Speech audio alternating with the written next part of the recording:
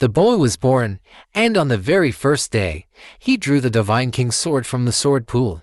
His sister, a killing goddess, wanted him to become a 9-star swordmaster.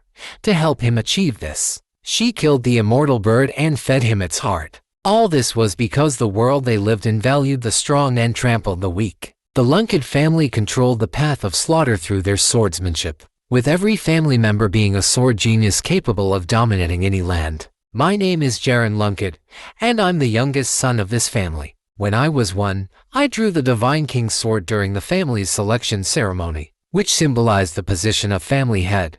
This made me the heir apparent of the family. However, as I grew up, I realized I had no talent for swordsmanship at all. My status in the family plummeted, and I became the biggest joke and disgrace. Even my 2 older brothers would come and mock me while I practiced swordplay, beating me up whenever they felt like it. They even snapped my treasured sword in front of me. This was my daily life as the family's failure. Despite this, I still held on to the belief that with enough effort, I could gain the family's approval. But eventually, I was forcefully expelled from the family. It was during this time, away from the family, that I met the most important mentor of my life and discovered that I had another, even higher, talent. A forbidden magical talent that the family had kept hidden. 3 years later, I strengthened my magical skills by using an ancient magic book. I connected the magic that naturally existed around me with my own mana, but something strange happened. A dark mist enveloped my entire body, and a voice came from behind me. I am Sor Delay, the master of all shadows, John Lunkett. As the god of shadows, I propose we make a pact. By signing it, not only will you be able to wield shadow weapons, but you'll also be immune to all curses. At that moment, a curse mark appeared on my chest. Sor Delay told me that when I was very young, I must have offended someone. This curse was what had been suppressing my talents all along. It was called the Wayward Blade Curse, a curse that hindered swordsmanship, and it could be fatal to my family. Perhaps it is because of this curse that you are drawn to me, Sor Delay continued. But from now on, all curses will be nullified for you. What you need to do next is become a one-of-a-kind magic swordmaster. Jaron Lunkett, I will be watching. With that, the darkness began to dissipate, and I understood everything. I drew my sword, which I had kept hidden for years, and walked out of the room. As I unsheathed it, the sharp sound of the blade echoed through the air. Every swing brought me to a new level of understanding. It felt as though the sword had no weight, as if I had become one with it.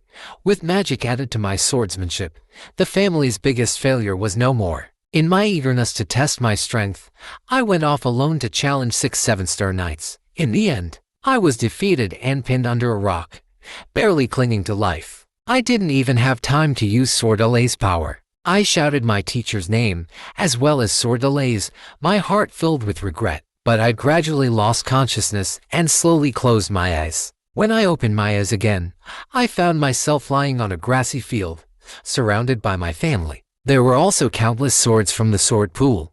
To my surprise, I had been reborn on the day of the selection ceremony. When the Divine King's sword appeared before me once more, I didn't hesitate and chose it again. The family members around me all looked shocked, but my father, at that moment, gave the order to send me to Storm City. 6 years passed quickly. Now, reborn, I was 7 years old. According to the family rules, I had to stay here until I was 10, with no permission to leave. 3 more years to go. Suddenly, a woman's scream came from outside. When I went out, I saw my maid collapsed on the ground, terrified, shouting, "Young master, there's a dead bird in your room." Looking at the dead bird in my room, I immediately knew that it was my 2 older brothers who had done this. Just then, they appeared, feeling sorry that the maid had found it first. They taunted, "This is a gift from your brothers. Do you like it, or are you going to cry if you don't?" In my past life, my brothers had become infamous knights, known for their ruthless and merciless killings. Yet now, they were merely 9-year-old children, and to bully me, they killed an innocent little bird. As I stood there, silent and unmoving, the 2 of them continued to provoke me. One of them raised his fist, ready to strike. But this time, I decided I would no longer tolerate it. I grabbed his incoming fist with one hand, and an overwhelming black horse surged from my body. This eerie sight startled them. "You're too noisy," I said. delivering an uppercut that sent my brother flying. The other one looked at me in fear. What kind of move was that? Before he could finish his question, I punched him in the head. I've always tolerated you two, I said coldly. But from today, I will no longer be lenient. Looking at my brothers, unconscious on the ground, I warned, you idiots. I suggest you never provoke me again. Just then, the family's guardian knight, Khan, arrived after hearing the commotion. I quickly collected myself and told him that it was just a disagreement between the two of us. He seemed to understand and muttered, as expected of the Lunk family, even a 7-year-old child is this bloodthirsty. I understand, young master, Khan said. I'll take the 2 young masters to see a doctor. I replied, no need. They have somewhere else to go, Khan. Come with me. Outside, the rain poured down heavily. I made a small grave for the dead bird, carefully arranging the mound. After finishing, I stood up, ready to leave. At that moment, my brothers were still unconscious in the rain. Khan couldn't help but ask, aren't you going to leave them here in the rain? I didn't respond. I had to teach them a lesson, one that would make them understand what they had done. As I walked away, Khan was thinking about what he had seen in the room. The strange black aura around me was definitely not sword energy. Could it be magic? If that's the case, this incident was more than just a sibling quarrel. I must report this to the family head. Looking out the window, Khan saw the horses ready for departure. I couldn't help but sigh. As expected, he had gone to report the incident to my father. Although he was our guardian knight, he was also here to keep an eye on us. Because he suspected I had used magic, he rushed off in such a hurry. That shadow weapon was the proof of the pact I made with Sor Delay. Thanks to this power, I realized that the pact I made with him in this life still held. Moreover, as the one who made the pact, I had the special ability to resist all curses. That's why in this life, I was not affected by the wayward blade curse. Several days later, Khan was seen kneeling in a forest, reporting something to a tall and imposing figure. After understanding the details of the situation, my father immediately ordered the assembly of all the vanguards. I'm going to Stormwind City to see Zhang. Soon, all my brothers and sisters received the message and hurried together with their teams. With my father's command, the entire army set out towards Stormwind City. On the way, Mary, the 7th vanguard, was puzzled. Why had my father suddenly ordered a trip to Stormwind City? What was the purpose? Others speculated. Though the Tana brothers would leave Stormwind City this year, my father wouldn't have come just for them. That's when they thought of someone, my youngest brother Zhan, who had chosen the sword of the God King during the lottery ceremony. But even so, it wouldn't be necessary for my father to personally meet him, would it? Just then, my eldest sister, Luna, who was the 1st vanguard, interrupted their conversation, reminding them to mind their words and not gossip about my father. Though Mary stopped speaking, she couldn't help but think to herself, is Zhang really that powerful? Meanwhile, in Stormwind City, I was preparing myself, knowing that once my father arrived, Khan must have already informed him. He would certainly come to see for himself what powers I had used, and to assess whether I could be an asset to the family in the future. When my father arrived in Stormwind City, the first thing he did was summon the Tana brothers. He asked them, kneeling before him, "What went wrong in your fight with your brother?" The Tana brothers exchanged a look and replied that they were not at fault. It was Zhang who attacked us, and he used some unknown power, probably magic. My lord father, they continued, our family forbids the use of magic. Hearing this, my father furrowed his brow. Only then did Mary and Dips realize that if Zhang truly had used magic, it was imperative to investigate before he covered his tracks. Father reprimanded the 2 brothers, warning them, "You won't survive in the Lancade family if you continue like this. Leave. Let Zhang come see me." My father, Zalon Lancade, was stronger and more ruthless than anyone I knew. He was the world's only creation knight, with power at the semi-divine level. He had no human emotions. His only concern was the prosperity of the family. In my previous life, without any swordsmanship talent, I was like a transparent person in front of him. But things were different now. This time, I wouldn't let anyone ignore me. I slowly pushed open the palace doors and walked in. Then, I kneeled before him, saying, "Greetings, family head." Father stared at me and asked, "Why did you address me as family head instead of father?" I raised my head and replied, and bowed and composed, "Today, over 100 family members, including my brothers, sisters, and the guardian knights, are here. Therefore, I believe you've come in your capacity as family head, so I addressed you as such." Luna, hearing this, was shocked. She couldn't believe such words were coming from a young child. Father, satisfied with my answer, said, "I am pleased with that response. But I came to Stormwind City for personal reasons. You may call me father after all." He then asked me again the same question he had asked my brothers in the fight with them. What did they do wrong? Without hesitation, I answered, they were wrong for not retaliating against me. As members of the Lunk family, they must repay everything, whether it's a favor or a grievance. Father remained silent, then instructed everyone else to leave except for me. Everyone was stunned. Was Zhong passing the family head's test? As Mary left, she turned and smiled, looking back at my father. "She's quite impressive, this kid," she muttered. After everyone had left, Father finally spoke up and asked what kind of power I was using. The family forbids the use of magic, because once someone gets used to magic, they cannot reach the pinnacle of swordsmanship. If it really was magic, I would never let it slide. At that moment, I felt no panic at all, because the power granted to me by Solder was the same power once possessed by the first head of the Lunk family, Lord Tamer. I deliberately released the shadow instrument and then asked Father, "I don't know what to call this.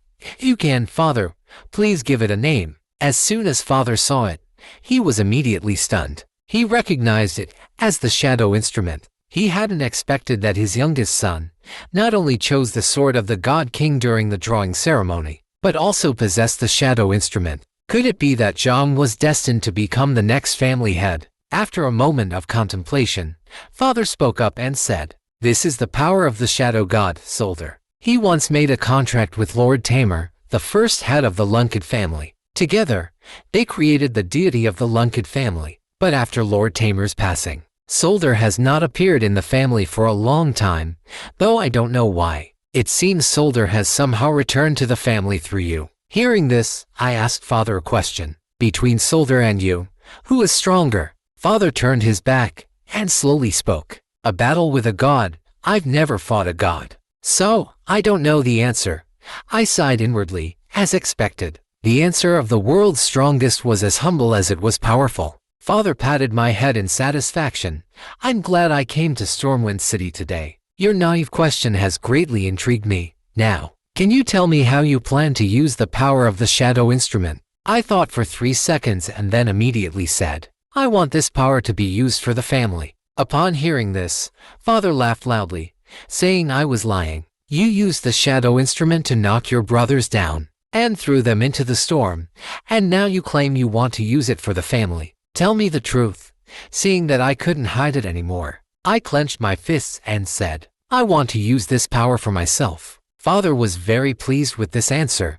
Before he left, he said he would be watching my future growth closely. When he shut the door behind him, I let out a long sigh. Because I had successfully passed Father's test, I would now be able to use the shadow instrument openly, and with Father's approval. Everything was different from my past life. That evening, a heavy rain once again poured over Stormwind City. Sister Mary handed me a heavy box, a special gift prepared just for me. With a wicked smile, she told me to cook it and eat it, and quickly become stronger. I was puzzled as to why Mary would send something to me, but when I opened it, I was stunned. A powerful aura of blood filled the air, and even the wet nurse beside me covered her mouth in shock. Inside the box was the heart of an immortal bird. I marveled at how crazy Mary was. She had actually sent such a precious item to a 7-year-old like me. As a 6-star knight, she was obsessed with combat, and her aim was to make me stronger quickly, so that I could become her opponent. At my age, eating this would not only give me resistance to fire, but also promote my growth. It was also a necessary item for a 6-star magician to safely summon the immortal bird. Soon, the wet nurse carefully made it into a soup, and brought it over, placing it on the table. "Young master, please eat while it's hot." Got it. But before eating, I turned to my two brothers. "Do you have something to tell me?" It turned out they knew about the immortal bird's heart and were now eager to get a taste. Seeing their expressions, I said, "If you want to eat it, you must do something for me." The two of them, eager to drink the soup, worked hard to dig a tunnel in Stormwind City at my instruction. Though they didn't know what I was planning, they worked diligently for the sake of getting a bowl. After a while, they came gasping for breath and stood before me, as promised. I told them I had saved a portion for them. The Tona brothers stared at the 2 large scoops of soup, lost in thought. Later that night, I arrived at the end of the tunnel they had dug. I gathered my magical energy and pushed towards the stone wall. The wall crumbled, revealing an ancient door. Behind it was the secret library of the Lunk family. I was filled with emotion. In my previous life, I had never had the chance or privilege to come here. To enter, one had to chant a special incantation, Hakura Matata. As I finished chanting, the sealed door slowly opened. Inside were many books, all taken from the families the Lunk had destroyed. As I ventured deeper, I discovered a glass container holding a person, with scales on its body, clearly not human. I guessed it was the family guardian, the Black Dragon Ulick. I had heard that the Black Dragon Ulick had fallen into a deep sleep after being defeated by the first family head. It seemed the legend was true, but now was not the time to dwell on this. I needed to find the secret books I was looking for. Just as I turned to leave, I noticed the hand of the figure in the glass container twitch. Looking at the rows of secret books, I wasn't sure which one to start with, but I decided to begin with the swordsmanship books from the famous Kun family. While I was copying the books, a sudden noise made me jump. Was there someone else here? Impossible. Everyone who could access the library was away from Stormwind City. Then, the door suddenly slammed open, revealing a fierce face. A voice barked, "Who are you?" Standing before me was none other than the Black Dragon, Ulick. I never heard that he'd wake up in my past life, but here he was. Now, I had to stay calm. He was the guardian dragon of the Lunk family. As long as I showed respect, he shouldn't do anything to me, a mere child, son of the Lunk family. "Greetings to the family's guardian," I said, trying to be formal. To my surprise, Ulick exploded in rage. "Guardian? Who's your guardian? Do I know you? How dare you just call me that? The Lunk family really teaches their people to be this disrespectful." He was fuming but couldn't vent his anger on me, a kid. After a moment, he grumbled, "I woke up because I smelled something interesting." He sniffed me up and down. "Why do you smell like shadow energy? I've been asleep for 1,000 years, but I remember that scent. So intense only someone like Damal, a contract holder, would have this." It clicked. Ulick was only awake because of me. My courage had triggered his awakening. Ulick kept sniffing around. "Where's this courage coming from?" he asked. I decided to test him. "Is this what you're talking about, Lord Ulick?" "My father told me it's the power of the shadow god, Solder." Upon hearing this, Ulick froze. "Solder, are you kidding me?" The contract holder made an agreement with his little kid. After a long pause, he finally sighed. "Fine, kid. Looks like you're the one who'll be fighting beside me, as per the contract. I guess I need to introduce myself properly." Suddenly, Ulick transformed into his massive black dragon form. "I'm Solder's agent, his friend, and the last descendant of the shadows. From now on, I'll be fighting by your side. Tell me your name." Looking at the dragon before me, I chuckled and gave him a fist bump. "I'm Jelenkade, the youngest of the 13 children in the Lunk family." Ulick's eyes narrowed. So the legend is true. After a battle with the first family head, I fell into a long slumber. But I wasn't an enemy to him, more like a guardian and friend. He continued, "Every god's contract holder has a guardian dragon. Since I've awakened, that means you'll now have a dragon at your side." So, my days from now on were filled with visits to Ulick, bringing him the pastries made by my nurse and copying secret family books in the library. Ulick praised me for being so smart at such a young age, but deep down, I knew I was just at the average level of the Lunk family. How much could the first family head understand when he was my age? I asked. Ulick chuckled. "At your age, the first family head probably couldn't even read. But theory doesn't equal practice. You've got talent, but you're still far from his level." Seeing me look a bit down, Ulick continued, "But don't get discouraged. Solder's alias is infinite. That means his power is unlimited. With hard work, you might even surpass him." Then, Ulick taught me the first move of shadow energy release. I asked, "What do I need to do?" He answered, You need to first learn magic release and magic movement. Without 2 or 3 years of training, it's impossible. 2 or 3 years, I complained. I've trained this countless times in my past life.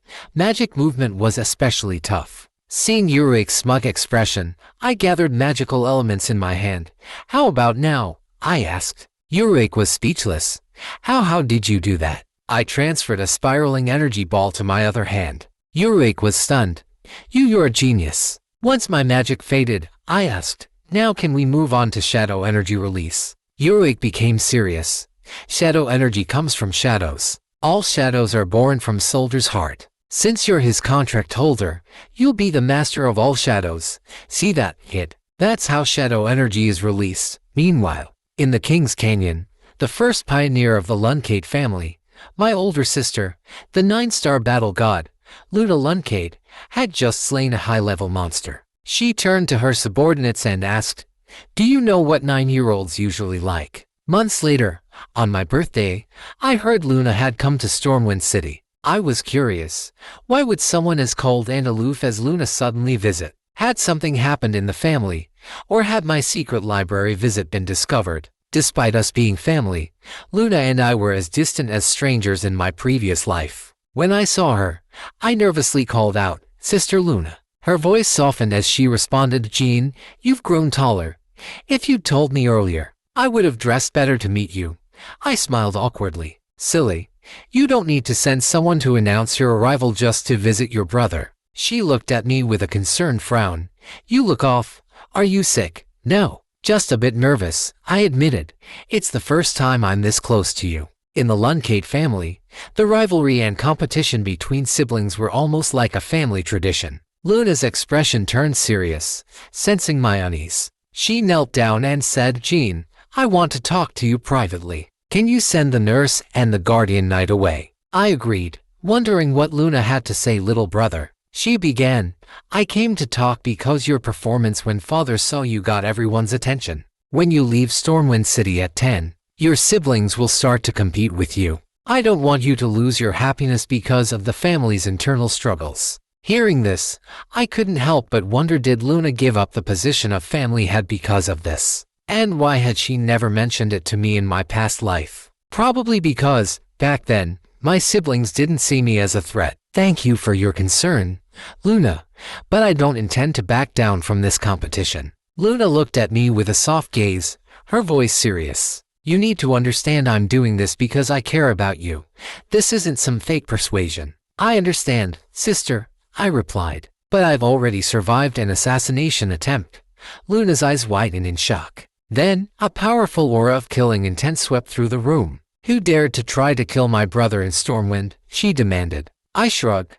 "I don't know exactly who, but everything's fine now, right?" "Well," I said, "thanks for looking out for me." It was then that I realized, not everyone in the family hated me. Luna hugged me tightly. "Poor little brother. You're caught up in all this, and it breaks my heart." As I lay there, nestled in Luna's embrace, I couldn't help but be taken aback. The fierce and cold sister I knew had a surprisingly soft side. "Sister, don't be upset," I said quickly.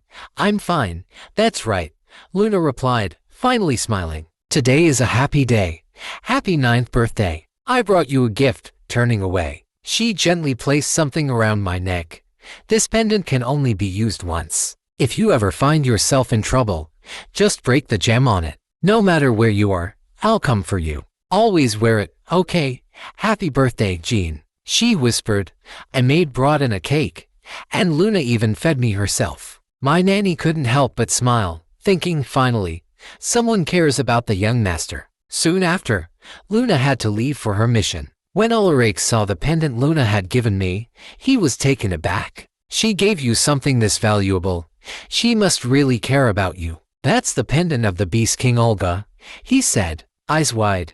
"It can block 5-star magic attacks and enhance its wearer's magical abilities. It even has a summoning function." Ulick felt the immense power Luna wielded, and Luna, in turn, sensed his presence. As Luna left Stormwind, she thought to herself, "There's a powerful presence here that I've never felt before. If Jean is preparing something in the shadows, I'll pretend I know nothing." "Jean, my little brother," she whispered, Whatever you do in the future, whatever your status becomes, I will always support you. Time passed, and before I knew it, I was 10 years old. Training with Khan, every punch I threw seemed flawless. Khan blocked my strike, his eyes wide in amazement. The young master's talent and growth are truly impressive. These aren't the eyes of a child. He carries the look of someone destined for greatness. After training, Khan bowed deeply to me. It's been an honor to guide you, young master. Having eaten the phoenix heart, fire was now as gentle as warm water to me. The next day, I was about to leave Stormwind to return to the family estate. My nanny was packing my things, and I headed to the library to find Ulick. I'm leaving tomorrow, I told him. Be careful and follow me discreetly. Don't let anyone know. Ulick chuckled. I'll be careful, kid, but I'll leave my illusion behind in the library, just in case, with a smirk. I handed Ulick some wine and a strawberry cake. Are you seriously this much of a foodie, Ulick? I teased. The black dragon eyed the food like a greedy little child, and I couldn't help but laugh. Well, to control a dragon, you have to control its stomach first. The next morning, 2 guardian knights arrived to escort me from Stormwind. My nanny adjusted my clothes and warned me that when I arrived at the family estate, things would get busy. If you want something to eat, don't expect me to bake it for you, she joked. But I'll do my best to assist you, little master. Finally today, Jean left Stormwind City. The snow grew heavier as they traveled, and just as they were about to rest in a village, the carriage nearly overturned. From outside the window, the guardian knights shouted of an enemy ambush, and ordered the young master to stay inside the carriage and not get out. Don't worry, young master, we'll be fine, said the nurse, as she quickly embraced Jean, protecting him in her arms. Jean looked out the window. The enemy seemed to be about 20 people, including knights, mages, warriors, and swordmasters. The 2 guardian knights from earlier had already started fighting them. At this point, Jean suddenly had an idea. He urgently told the nurse to get out of the carriage with him, because the guardians of the Lunk family would never leave a Lunk child behind, no matter the situation. This meant there must be at least 1 guardian remaining by his side. Therefore, he concluded that the 2 knights were either traitors or imposters. Perhaps there was a device hidden in the carriage. We must leave the carriage, Jean insisted. The nurse, biting her lip, realized her negligence. She looked at her hand, where 2 cracks appeared, and said firmly, "From now on, young master, I will guard you as a servant of the Lunk family. I may be rough, please forgive me." With that, the nurse performed a graceful spin, and shattered the carriage into pieces. "We're out, young master." However, Jean asked the nurse to take him back to confirm something. The attackers might be allies, if the enemy's target is me. Now that we've left the carriage, it could be the perfect time for them to strike. But the surroundings remain strangely calm. So that's it, the nurse thought, and started to take Jean back, only to see a group approaching from afar. The leader, shouting "Find Jean," was directing the operation, as Jean had suspected. The newcomers were from the Yuta magic family and the Black King mercenary group. Seeing Jean and Geely, the leader gave a command, and moved to protect Jean Linked. "We are here to rescue the young master, as commissioned by the Lunk family." The imposter knights were about to charge forward. The nurse, now considering the situation, thought to herself that if these attackers were 7-star knights, they shouldn't be a problem. She shouted at the imposters, "Who are you? Reveal your purpose and your mastermind." The imposter laughed disdainfully. "Do you think I will answer the question of a nurse?" Watching the arrogance before him, Jean turned to ask, "What should we do first?" "Cut down one of them, then sever one arm. Bring them to me," Jean commanded. "Understood, young master." The nurse swiftly dashed forward, using only one move to take down one of the attackers. Before his comrade could react, a flash of golden light sliced off his arm. As he was about to retaliate, he was struck down by the nurse's aura, pulling him by the hair. The nurse said, "Your master greatly underestimated his opponent." With that, she threw him in front of Jean, as if discarding a dog. To be a nurse in the Lunk family, you must be at least a 7-star warrior. Jean looked at the captured man. If someone wanted to assassinate a child of the Lunk family, they should have sent at least a few 8-star knights. Yet, this one was still arrogantly shouting, "The era of the Lunk family is over." Jean, hearing this, responded, That's exactly what I've been hoping for. What I want is not the era of the Lunk family, but my era, the imposter. Knowing his death was near, lost his mind upon hearing Jean's words, and shouted, "For the Jipper family." Jean was startled upon hearing that name. The Jipper family, rulers of the other half of the world, were magic enthusiasts. Unlike the Lunk family, which pursued swordsmanship, the Jipper family sought mastery of magic. 1,000 years ago, after the death of their first patriarch, they forced the Lunk family to sign a humiliating treaty that prohibited the use of magic, sealing away the magic abilities of everyone in the Lunk family. The man on the ground, still laughing foolishly, said, "You did something so bold, but what do you think you are? So, you're followers of the Jipper family." Jean thought to himself. Although the two families were bitter enemies, and the Jipper family often engaged in terrorist attacks, today's actions were not typical of them. It seemed like these followers were acting on their own. The strange thing was, even if the disguise was perfect, how could it fool a 7-star warrior's eyes? Had this person been involved as well? Jean was grateful for the help from the Black King mercenary group and the Yuta family of magic users. He said, "I will report your contributions to my family. Your reward will not disappoint you." Then, he asked, "Please escort me to the checkpoint."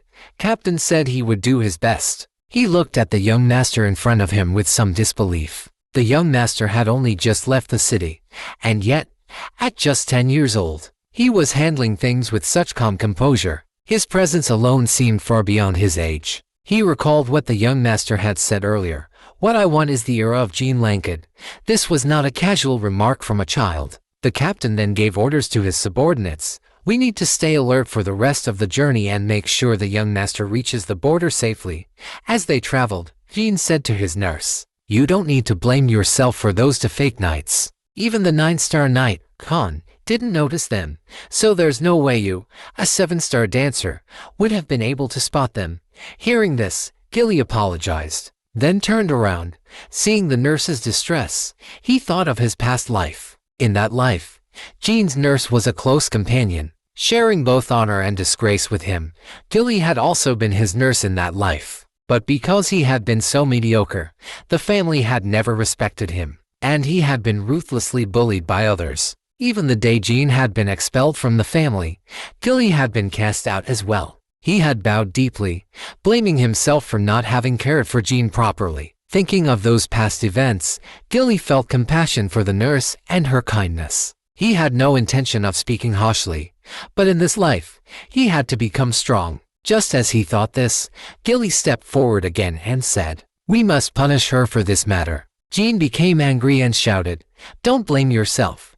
This is an order. Although you're my nurse, you're now my only guardian knight. If you let something like this disturb your mind, it will affect the whole mission of escorting me." The nurse nodded and promised to correct herself. She was surprised by how considerate the young master was. She understood that these words were for her benefit. She needed to gather her spirit and not become a burden to him. When Jean saw that Gilly had regained his composure, he felt reassured. Soon, they arrived at the inn. Jean thought to himself, the reason those fake knights went unnoticed was probably because of that person. The shapeshifter Buble.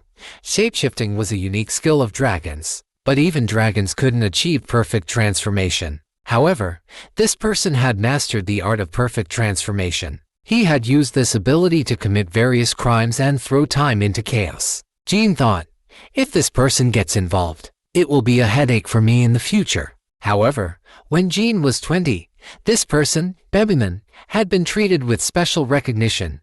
Jean had planned to recruit him, thinking it might benefit him, but how could he keep someone who had tried to harm him by his side? He decided to observe carefully and find out what had changed in this person compared to the past life. Just as Gilly was about to report that she needed to go guard the surroundings, she saw that the young master had already fallen asleep. She smiled softly and left the room.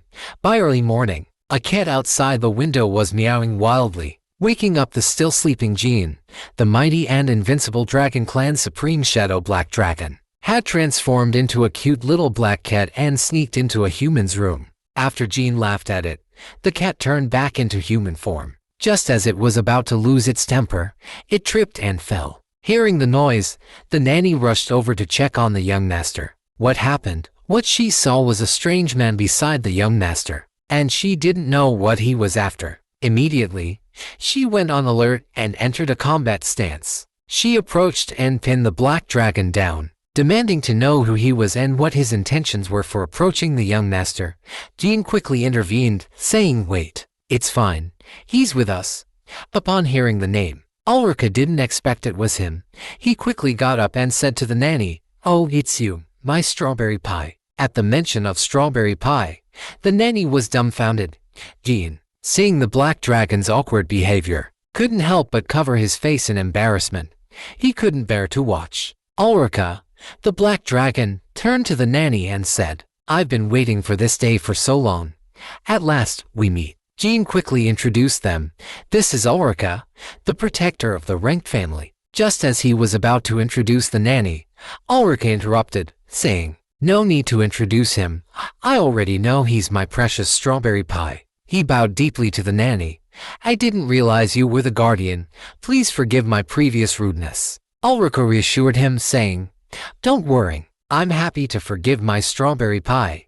The nanny interrupted him, asking, "Why do you call me strawberry pie, Ulrika-sama?" "Because you're excellent, beautiful, and you make the perfect strawberry pie." Suddenly, he realized the reason his young master made him prepare strawberry pies every day was to give them to Ulrika-sama. Jean then explained everything to the nanny, who was surprised to learn that her young master not only practiced magic, but was also a contract holder of Sothereth, and that he had a guardian dragon. "As your nanny, I'm proud and happy," she said. Jean warned her to keep this secret from others. "Don't worry, strawberry pie. There's no need to be nervous. I'll protect this little imp." Soon, they arrived at the checkpoint. Ulrika, still in his cat form, jumped onto Jean's shoulder. The nanny was thanking the Black King's team for their escort, believing the ranked family would reward them handsomely. The captain responded that there was no need for thanks, and that the mission had been a valuable experience for them. He then told the nanny, "I have high hopes for the young ranked, Jean ranked." The nanny, looking thoughtful, asked, "May I ask, with such great personal strength, why did you leave your family to become a ranked nanny?" He turned away and replied, "It's not for any special reason. There's nothing more to say." The captain quickly apologized, saying he had been disrespectful. Soon, the Black King Corps watched as they departed. Finally, the author posed a question to everyone: will Nurse Gilly become a dragon knight in the end? In the previous life, he was a genius mage, someone whose strength and status were beyond my reach. But in this life, when I was moving through the checkpoint, holding the emblem of the Lunk family, and was arranged to meet him in the first-class cabin, everything changed. He was guarded by 2 sentinels, sitting across from me, grumbling about not going to rest pest, but then encountering a detestable person and even teasing his black cat. As a result, he got scratched by Ulick. One of the guards, a young swordsman, was about to draw his sword but was stopped by the young man in front of him. He told them, "Drawing your sword in front of Lunk family members is an extremely foolish thing to do." Turning to face Zhang, he was surprised that despite his deliberate provocation, Zhang showed no reaction at all. It seemed that the young master of the Lunk family was very composed. He approached Zhang and introduced himself. "I am Belladin Jipper, and I sincerely apologize for my rudeness earlier." Zhang looked at him. He hadn't expected to meet the future greatest mage at such a young age. "I was curious about what kind of person you are," Zhang said, "but it's clear that you're not foolish. Although you were joking with your guards, if those 2 had really drawn their swords, you wouldn't have had any attendance on your way to rest pest. You'd have lost 2 fingers." Belladin chuckled, saying, "Your jokes are a bit too scary." But Zhang's expression darkened, and with a murderous tone, he asked, "Does it look like I'm joking?" Feeling a chill, Belladin quickly cleared his throat, replying, "All right then," before adding, "But if you meet anyone from the Jipper family again, don't casually chop off their fingers. It would cause trouble for both families." Zhang laughed at Belladin's naivety. "Do you really think our fathers would get involved in family matters over some children's games?" Belladin thought about it and realized that Zhang had a point. He nodded and said, "I learned a thing or 2 from you, and I'll repay you in the future." Zhang responded, "No need to wait. Repay me now." Belladin was taken aback and quickly asked, What do you want as repayment? Before the checkpoint initiates, I hope you remain silent and don't disturb me, Zhang said. At that moment, Belladin's spirit was crushed. He stole a glance at Zhang and thought to himself, this guy is going to be someone extraordinary in a few years. Although I can't be friends with him due to family ties, at least we can be lifelong rivals. Zhang, however, was puzzled. This guy almost lost his fingers and is still so excited. Are all people from the Jipper family crazy? Soon, the checkpoint was activated, accompanied by the usual reminder that teleportation might cause headaches and dizziness. As it was about to begin, Belladin called out to Zhang, Zhang Lunk, it was a pleasure today. See you later.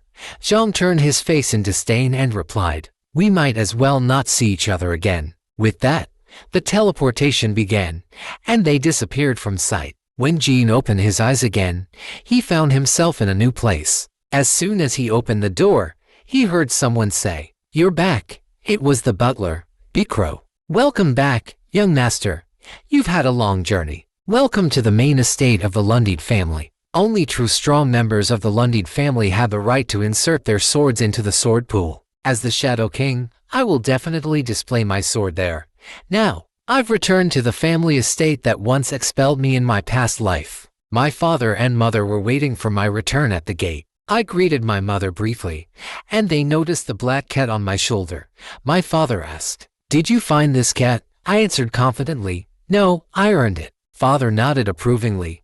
That's right. When the Lundid family acquires something, that's the attitude we should have in responding. I didn't pay any attention to the sharp gazes from my older siblings behind me. I simply watched as the black cat leapt off my shoulders. Father then asked, what's the cat's name? I boldly replied, its name is Dolendad. One of my brothers immediately scolded me, saying, how dare you give an animal the family surname? You'll make your father starve you for 3 days and nights. Father silenced them with a wave and turned to me, Jean. Why did you choose this name? I placed my hand on my chest, my eyes filled with determination as I answered, I just picked it on a whim. I, Jean Lundid, name whatever comes to my mind.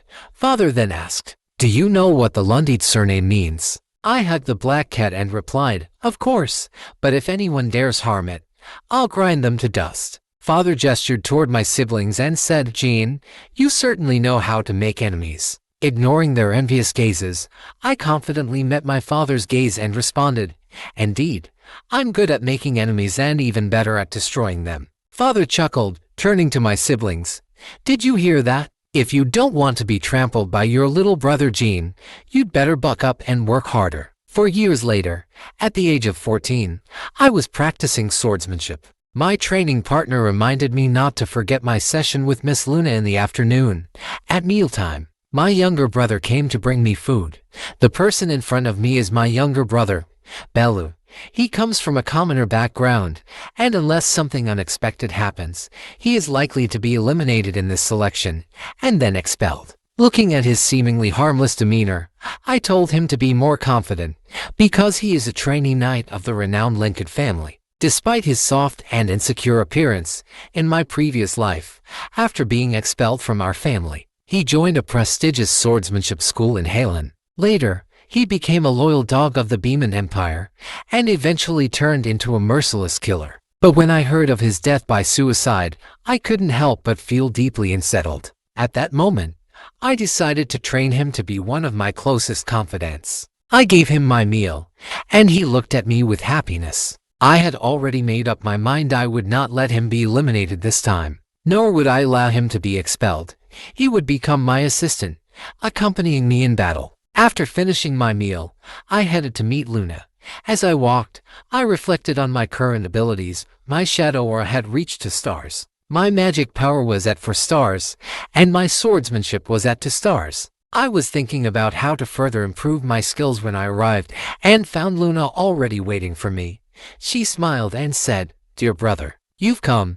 Today's training is the same as yesterday's, but you are no longer the same as you were yesterday. You need to face the same training with a different mindset. I nodded and replied, I understand, sister. She continued with her instructions, brother, listen with your ears, and cut with your heart. Never open your eyes.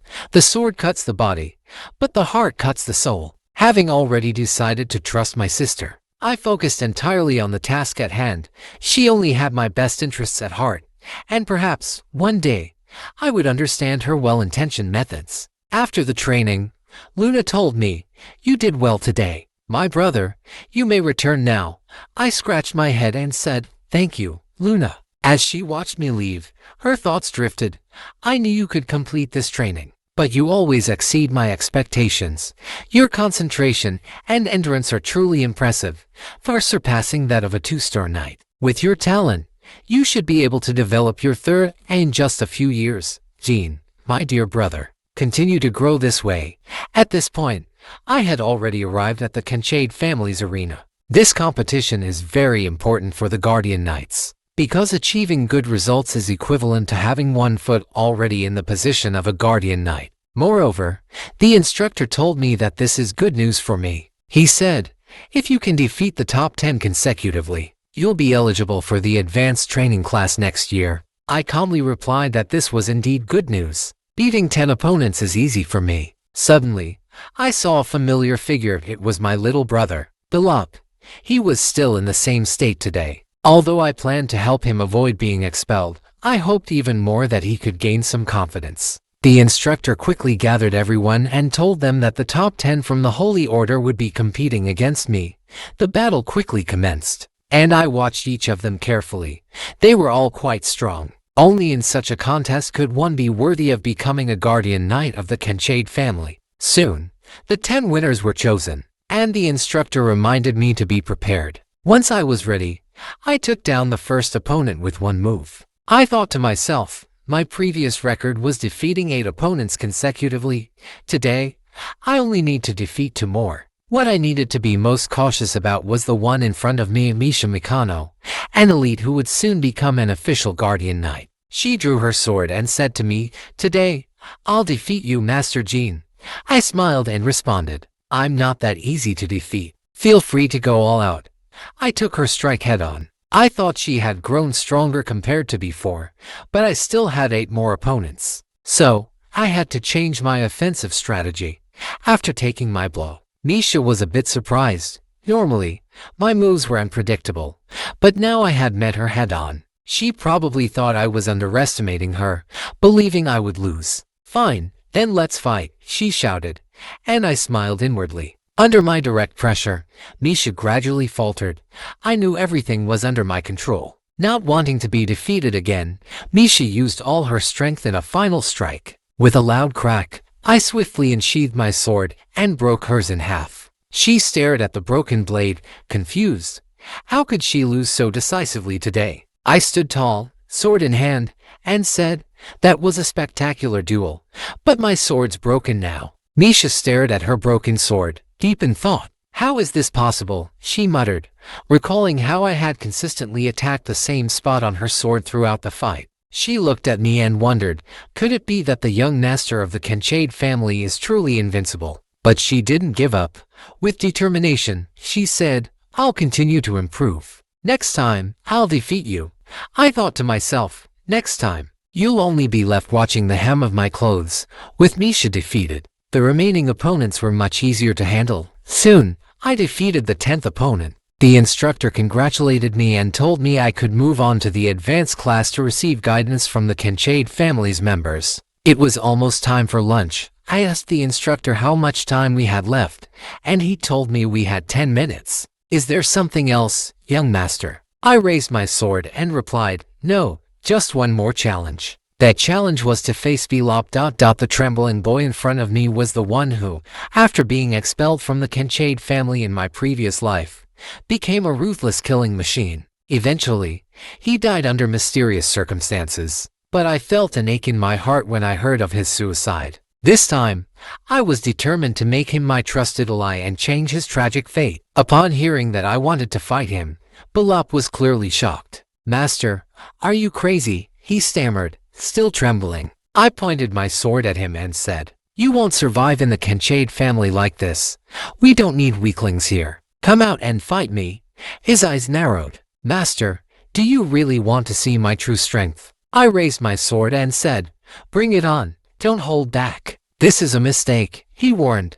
You should have fought me before facing the others." Saying this, he attacked me with his sword. I quickly parried his blow but felt how powerful and agile it was. With a loud crack, my sword broke. As I stepped back, I couldn't help but sigh inwardly. I hadn't expected Bilop to be so strong. I had always known he was no pushover, but I had never anticipated that he would be able to use righteous power now. Seeing him charge at me again, I stopped holding back.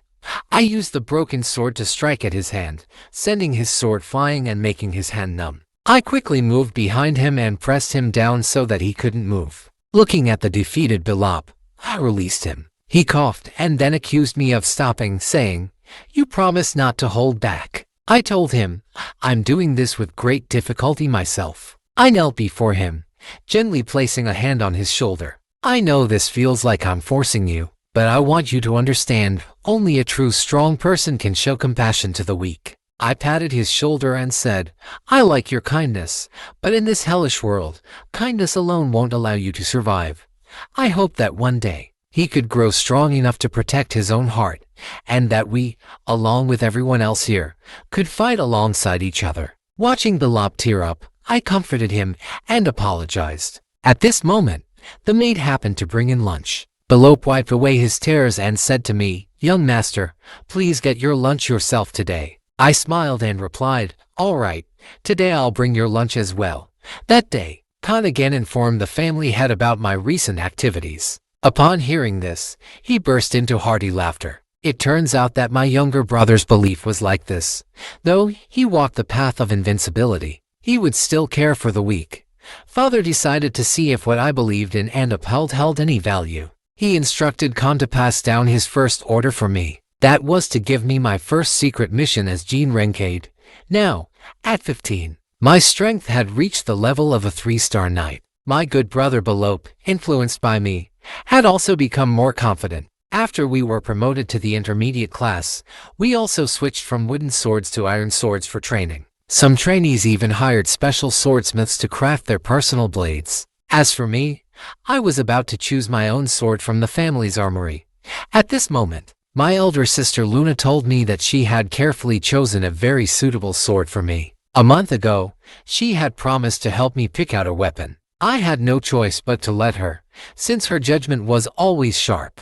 It was definitely better to have her choose than to do it myself. While we were talking, my sister brought out the sword she had selected for me. With a loud clang, I froze. What the heck is this, a dragon-slaying sword? She told me this was Briz's massacre of the sword she used when she was my age. She felt that I would be very well suited to wield a sword like this, a massive axe-like blade. Sister Ash lifted the sword and asked, "Do you like this one?" I hurriedly answered, "Thank you for choosing a sword for me, but this one isn't quite right for me." My sister clearly showed disappointment on her face. She told me she was just joking and then prepared to take me to see another sword. As the armory doors opened, she said she had thought long and hard about what kind of sword would truly be best for me. That was when I remembered it.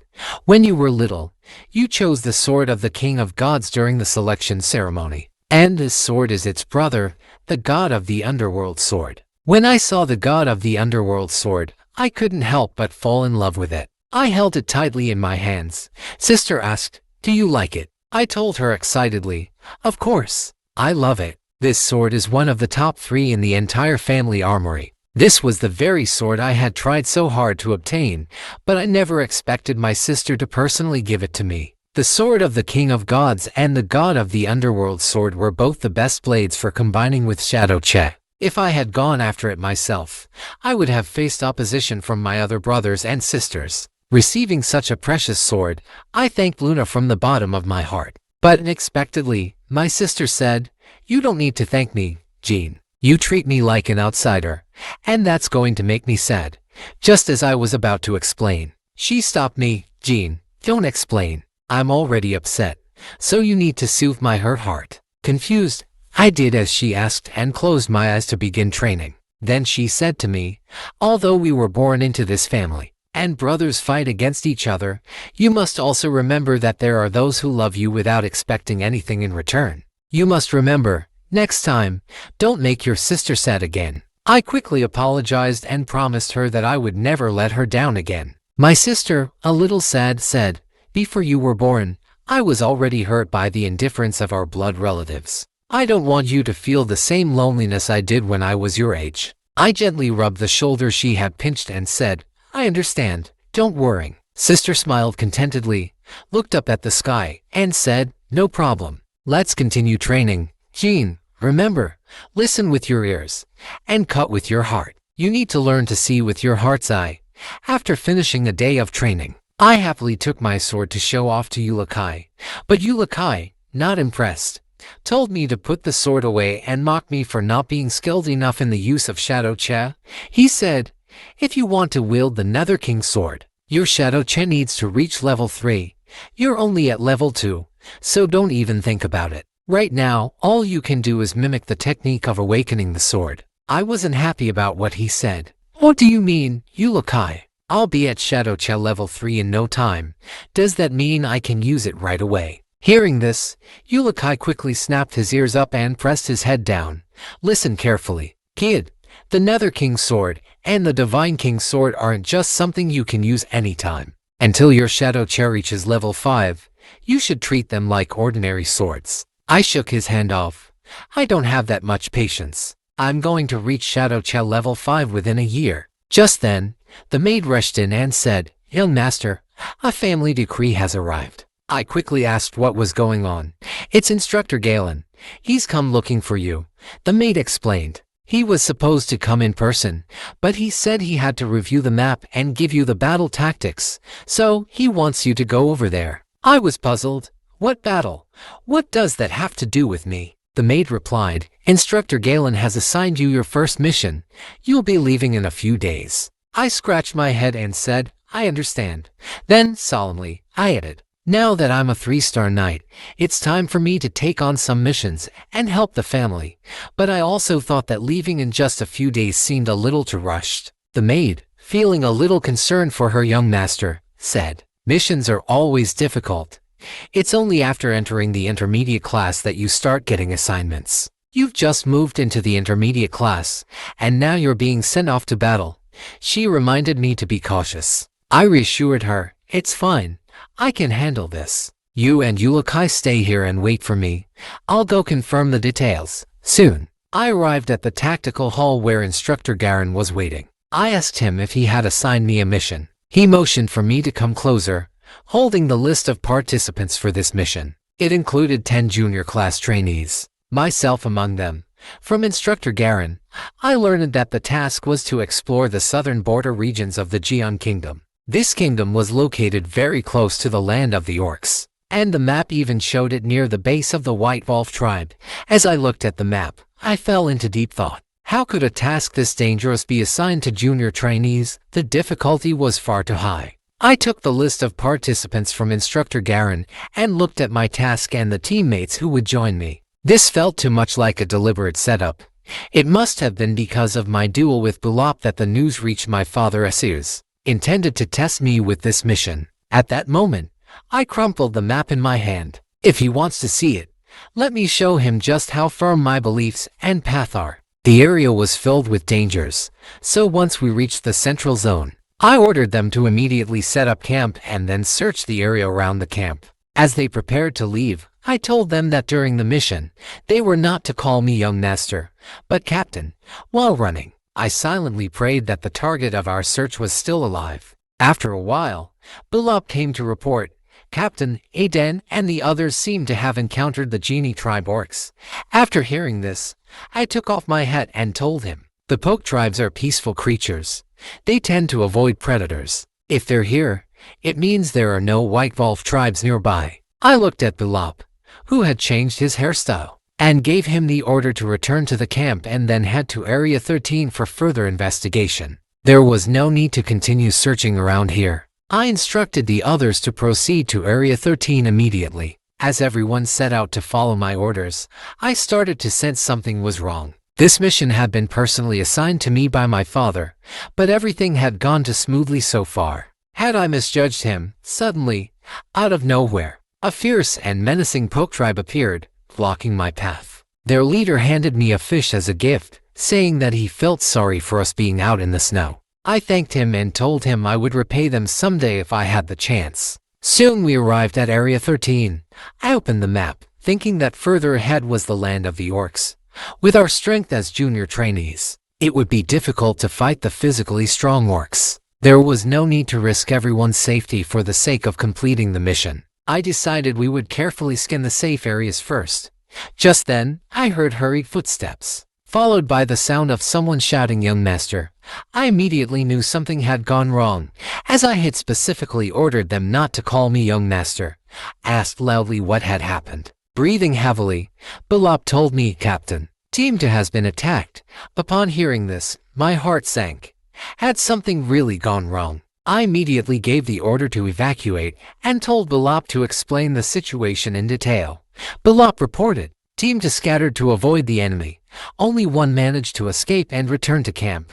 When I asked further, I learned that the attackers weren't orcs, but 3 humans, who dared to attack a member of the Lunk family with just 3 people. I thought carefully and concluded that there had to be more than 3 attackers. I ordered Aiden and David to stay behind at the camp, keeping alert of their surroundings.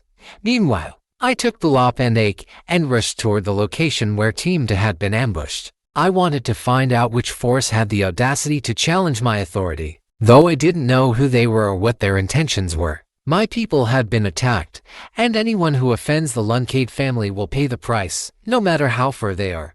When we arrived at the site, I noticed bloodstains on the ground. I realized they had been attacked. These attackers would certainly pay the price for their actions. My little brother, Balop, looked a little shaken and asked, "Master, have Misha and the others, did they all die?" I bent down to carefully examine the scene and told him, "Balop, stay calm. The blood hasn't even coagulated yet, and there are no signs of anyone having fallen. This means they fought here but eventually managed to escape. Based on the footprints, there was only one enemy." At that moment, Ake found a bandage to the west and came to report to me. I praised him for his good work. Now, I knew the direction the group had escaped. I stood up and said, "Ake, go back to the camp and join up with the others. Balop, you and I will go after him." Soon, as Balop and I headed west, we found them in a secluded area. However, we discovered that all the members of Team 2 were there, except for Misha. There were only 2 enemies. I told Balop to close his eyes and wait for 2 seconds before attacking the one on the left. Then, I drew the dagger from my leg. Ake had told me that weapons wrapped in Shadow Cha would lose some sharpness and killing power. Today, however, I would test the power of Shadow Cha. I threw the dagger at the enemy, who didn't realize it was wrapped in Shadow Cha, and it pierced his body. As the team members were still stunned by what had just happened, Balop also approached the other enemy from behind. This one was quite skilled, and he sensed Balop's presence, managing to block his sudden strike. What he didn't know, however, was that there was another one of me. I drew the Reaper's sword and, in a flash, struck with lightning speed. He immediately lost his ability to fight and fell to his knees. I pressed my foot on his neck, ensuring he could no longer act. I then asked the others, "Are you all okay?" They were covered in wounds and replied, "Master, we're too ashamed to face you, but we're fine. Misha has been taken." I told them to tend to their wounds while I looked at the enemy in front of me, who was begging for his life. I said, "You're afraid to die. You're certainly not a follower of the Jipper family. I'll give you 2 choices. 1. Tell me your origins, your purpose, and the location of your base, and I will kill only you. 2. Say nothing, and everyone related to you will die. I am Jaren Kaid, and I swear by my family's name that I will keep my word." The man wisely chose the first option. From him, I learned that he was part of a group called the Jinjiro Organization. Hearing this name took me by surprise, as I had heard of this organization in my previous life. In my previous life, they had assassinated the king of the Gon Kingdom and slaughtered many civilians. This Jinjiro group claimed to fight for justice, but their so-called justice was simply to make their king the ruler of the world. I asked him, "Is your plan to attack the Lunkade family's trainees and cause unrest in the Gon Kingdom?" He replied that he was just a small fry and didn't know the core details or the location of the main base. However, he did know that it was somewhere near the entrance to the Orc lands, where around 24 star warriors and mages were stationed. After hearing this, I asked him one final question. Why did you specifically take Misha? It turned out that they intended to use Misha as a propaganda tool for their activities. Once he finished speaking, I raised my sword and told him that I would keep my promise. Then, I ended his life. I asked everyone how long it had been since Misha was taken. They told me it had already been an hour. That meant she was probably still at the entrance to the Beastman's territory. I told Bulop to tend to their wounds and then request reinforcements from the main family. Nodding in disbelief, he asked, "Young master, are you going to rescue Misha alone? The ones who attacked us are 4-star warriors. There are over 20 of them in their division. It's too dangerous for you to go alone." I closed my sword and replied, "You're right, but as a member of the Lunk family, I can't ignore the fact that one of our own has been taken. Don't try to talk me out of it. Anyone who defies this order will be dealt with as insubordinate." After I spoke, no one objected. I told Bulop to remain vigilant since, with the second group all injured, he was the strongest among us. He assured me he wouldn't disgrace the task. I then rushed toward the Beastman's entrance, determined to save Misha. No matter how many enemies there were, one sword was enough for me. If you had to choose between Shadow King and the Beastman Garulu in a fight, who would you support? Not long ago, someone attacked my team and kidnapped Misha while I was on a family mission. I, Zhang, would bring as many back as I let out. I approached the enemy's camp alone, thinking of the over 24-star warriors and mages stationed there. My strength right now was 3 stars in swordsmanship and shadow weapons, and 4 stars in magic, though my abilities were growing quickly. Defeating so many at once seemed impossible. The most important thing was to locate and rescue Misha. I placed my hand on the ground and cast a magic spell, Earth Probe. At the same time, I cast Wind's Perception. After a quick scan, I discovered their trail heading toward the grasslands, not too far away. I followed the path, but just as I was about to leave, a dark arrow shot at me. I quickly dodged. "Catch him. He's a trainee from the Lunk family." I heard voices around me. There were 2 4-star warriors and 1 4-star mage. Gathering my magic, I cast the moon spell, instantly slaying them before they could react. They were stunned. How could someone from the Lunk family use magic? The remaining 4-star swordsman charged at me, and hurriedly, I drew my Divine King's sword, shattering his weapon in one strike. The power of the Divine Sword couldn't be blocked by mere mortals, but just then, the 4-star mage behind him had completed his spell. With his staff, he commanded the others to retreat and cast a fire spell. Flames wrapped around me, forming chains that bound my arms. The 4-star swordsman sneered, ready to strike again. What he didn't expect was that I wasn't affected at all. In a flash, I cleaved him in half. Grabbing the fire chains, I yanked the mage toward me. He hastily severed the link and arrogantly shouted, "If fire doesn't work, try my ice roar." He launched successive spells at me, but my crystal sword pendant, a gift from Luna, shone brightly on my chest and activated a protective barrier to block the incoming magic. In his wide-eyed disbelief, I sent him to join his companions. After dealing with these attackers, I couldn't help but sigh. These people from the Golden Thorn clan had underestimated me. They didn't even wipe away their tracks. Following the clues, I tracked them to their base. Now, I knew I had to distract them to create an opening to rescue Misha. I used fire magic to set the place alight. The flames spread quickly, and I used wind magic to blow away the smoke, hoping they would come out to put out the fire. Sure enough, they all rushed out to fight the fire. The leader cursed at the others. "What are you waiting for, mage? Use water magic to put out the flames. It's clear someone's done this on purpose." He yelled at the others to search the surroundings, but I quietly approached from behind. When he realized I was there, it was too late. I found a key on him and went inside to uncover a hidden underground passage. Sure enough, Misha was there. "Young master, how did you get here? It's dangerous," she asked in disbelief. "Don't worry about me," I reassured her. "Can you still move?" After I cut the ropes binding her hands, Misha said, "I can run, but not fast."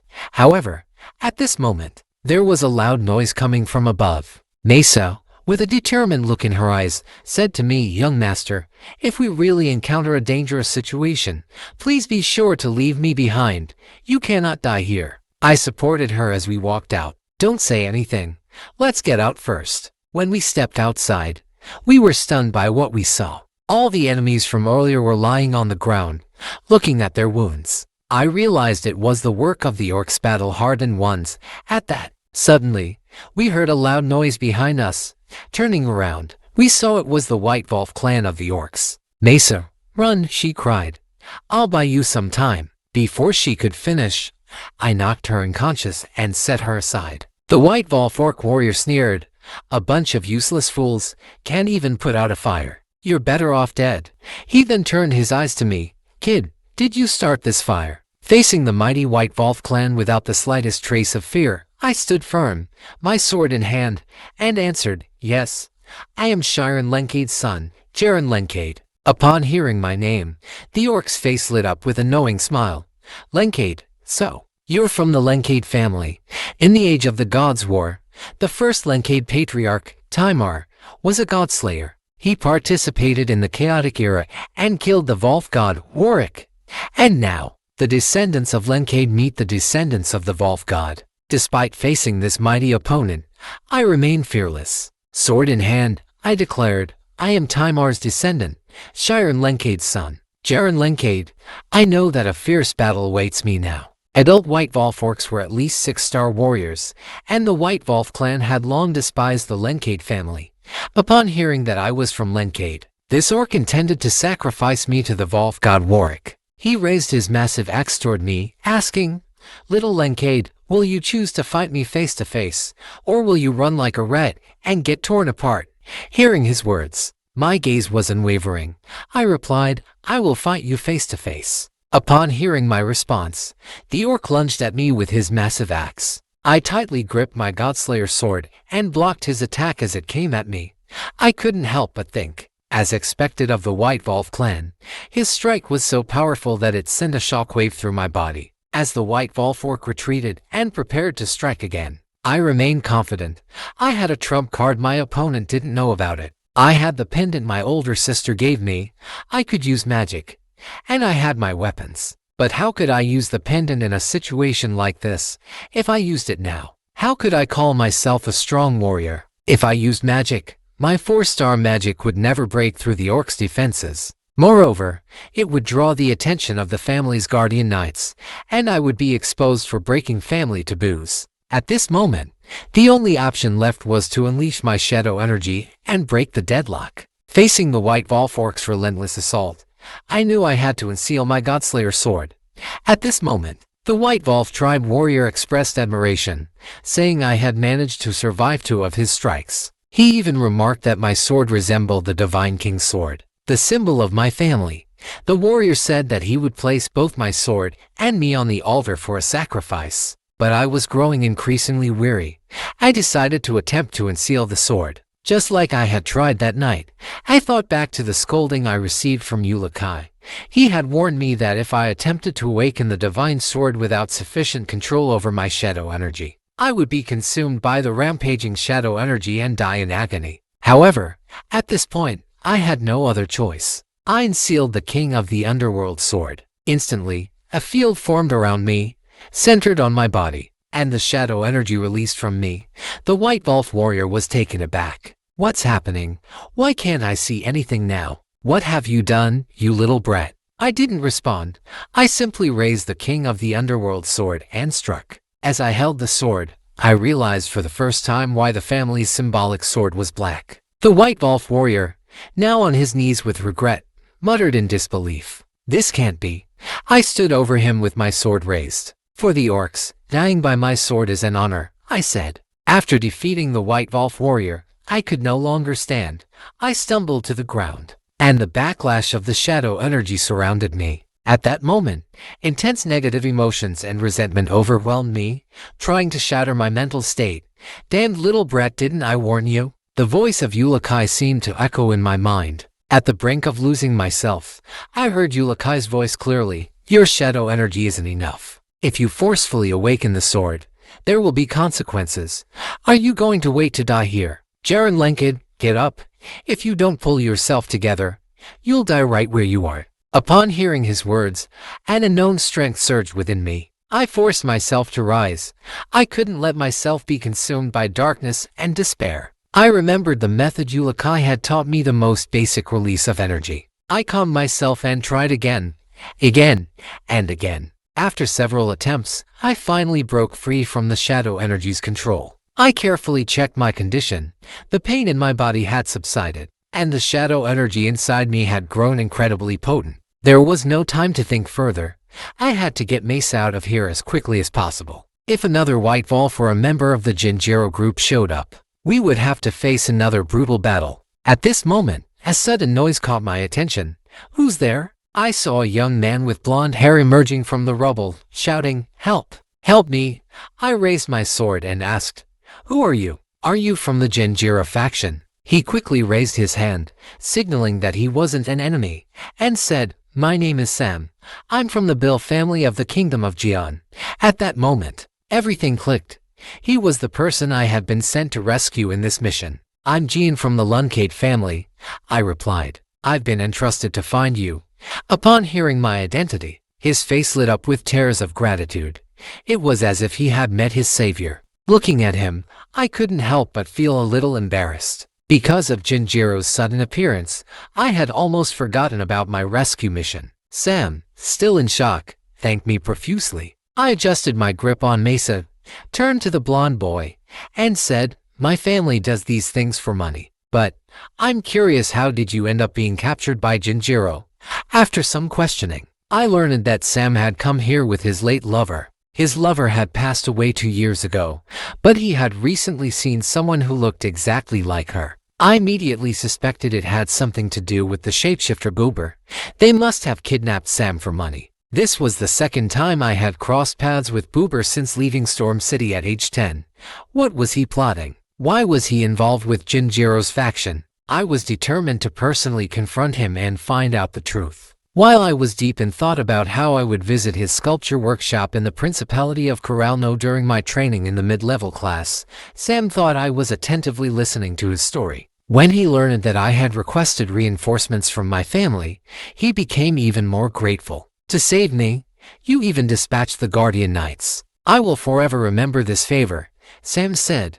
"If you ever need anything, just ask." I soon returned to my family, and my nurse congratulated me on completing my first task with great success. However, Ulick was already furious, his eyes burning with rage. He lunged at me, biting down on my rope. Confused, I didn't understand why Ulick was acting this way. He shouted, "Have you lost your mind? I've told you so many times, never unseal the divine sword when your shadow energy is insufficient." After transforming into a beastman, his anger was even more evident. He continued to scold me, even though he had always warned me about this. "Ulick," I began to explain, "I had to act. If I hadn't, Sam would have died." But Ulick wasn't convinced.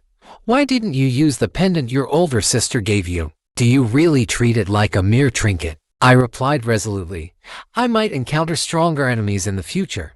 How can I waste it now?" Ulick was shaking with anger as he glared at me. "Do you really think you can defeat those kinds of enemies without using your family's treasures? Your shadow energy has increased from 3-star to 4.5-star. Can't you see the difference?" I glanced inwardly at my own shadow energy, and to my surprise, it had indeed grown significantly, approaching 5-star. Ulick looked at me with frustration. "I've seen 11 people who have experienced a shadow energy rampage. 9 of them are dead. The only ones who survived were you and me." I asked, "Who else survived?" "Your ancestor, the first family head, didn't make it, but I did," I assured Ulick. "Don't worry, I won't let the shadow energy backfire again. That experience was too painful." What I didn't know was that at this very moment, my 2 older sisters were discussing me. They couldn't understand how a 3-star like me could defeat the White Wolf clan warriors. My sister Annie believed the White Wolf clan I faced was weak, while my other sister, Mary, thought it was highly suspicious. They couldn't fathom why our mother hadn't doubted my story. They quickly called in the Tona brothers for an inquiry. To their surprise, the Tona brothers weren't at all shocked by my victory over the White Wolf clan. The important matter was that I was now coming to the mid-level class. The brothers, who had always bullied me in the past life, now viewed me as a great and terrifying force. "Imagine the feeling of being controlled," they muttered sadly. "My sisters teased their younger brothers. Jean managed to scare you both like this." The Tona brothers, red-faced and defiant, claimed that they weren't afraid at all. At this moment, Annie's eyes suddenly turned sharp as she looked at them. I hate lying tons the most. If you don't tell the truth, I'll have them pulled out. Upon hearing Annie's words, the Tona brothers hurriedly admitted that they were indeed very afraid. Looking at her helpless younger brothers, Jean's sisters expressed that they would help them out. They lent them their slaves and told them to make good use of them. The Tona brothers were elated upon hearing this. Now, they could use the slaves to show Jean who's in charge. The slaves they referred to were actually the trainees in the intermediate class. Their strength ranged from 3 stars to 5 stars, with some being recent entrants and others who had been there for over 10 years. Jean's sisters treated a few of the older trainees as their personal slaves, commanding them at will. They told the Tona brothers, "We also don't like Jean, so you just take the slaves and crush him underfoot. But if you can't manage that, then be ready for our punishment." At this point, I knew nothing of this. I knew I was soon going to the intermediate class. Though my shadow power had reached for stars, to truly master it, I would need at least 5 years to reach 6 stars in swordsmanship. Once I reached 6 stars, I'd become a skilled swordsman. At 7 stars, I'd be considered a top-tier fighter. Reaching 8 stars would represent a true leap in skill. Across the entire continent with a population of 2 billion, there were fewer than 100 people who had reached the rank of 9 or 10 stars. Only one person in the world had surpassed the level limit, the semi-god Holy Knight, my father, Xylan Lunkade. My goal in this life was to surpass my father. However, now I was heading to the intermediate class. Though I hadn't been there in my previous life, I knew that once I arrived, people like the Tona brothers and other siblings would immediately try to hold me back. I decided that once I entered the intermediate class, I couldn't afford to be soft-hearted. It was a world where the strong ruled, and I needed to dominate it with my strength. Only the true heir of the Lunkade family could survive in this ruthless ultimate class. As the youngest son of the Lunkade family, how could I become the leader here? Before entering, I called the trainees who would be joining me in the intermediate class. I solemnly told them that we would be going to the intermediate class tomorrow, where there would be factions and power struggles. You are all part of my faction, so it's normal to face bullying and difficulties. But don't worry, I won't stand by idle. Once I stabilize the intermediate class, no one will dare bully you again. Seeing their nervous expressions, I reassured them not to be afraid. Just stick together in groups of 3 and never go alone. Understand? They all nodded in unison, shouting, "Understood." They trusted me completely. After all, as the young master of the Lunkade family, I had previously risked my life to save a Guardian Knight trainee. Soon, we arrived at the ultimate class. The man standing on the stage was my father's younger brother, Jed Lunkade, a powerful 8-star knight. He informed everyone that 10 new trainees had arrived, and warned them that he was only responsible for teaching swordsmanship. Apart from murder, everything else can be settled by you on your own. After saying this, he suddenly asked the veteran trainees of the intermediate class, "What do we always emphasize here in the intermediate class?" The crowd instantly shouted in unison, "The Lunkade family doesn't need weaklings." I heard it and felt the tension. The shout was full of malice. The whole point was to give us new recruits a reality check. In the crowd, I spotted the Tona brothers shouting the loudest, and standing next to them was a thuggish guy. He clearly wasn't someone they had recruited. He must have been someone from the older class. I thought to myself, they want to break our spirits. Ha! Well, I'm not scared. I'm Lunkade. Let's see what they've got. So, I walked straight toward them. The Tona brothers were startled. They didn't understand why I was heading in their direction. They quickly psyched themselves up, especially since they had the support from their sisters now. I reached them, drew my sword, the King of Hell sword, and in front of everyone, I slashed straight through the so-called support they had. The Tona brothers froze in shock. Even my uncle couldn't believe his eyes. I had cut off the guy's arm. He knelt before me, groaning in pain. I sheathed my sword and told someone to call for medics. Chaos broke out immediately. The crowd was in an uproar. The Tona brothers were furious, demanding to know why I attacked without warning. I didn't even acknowledge them.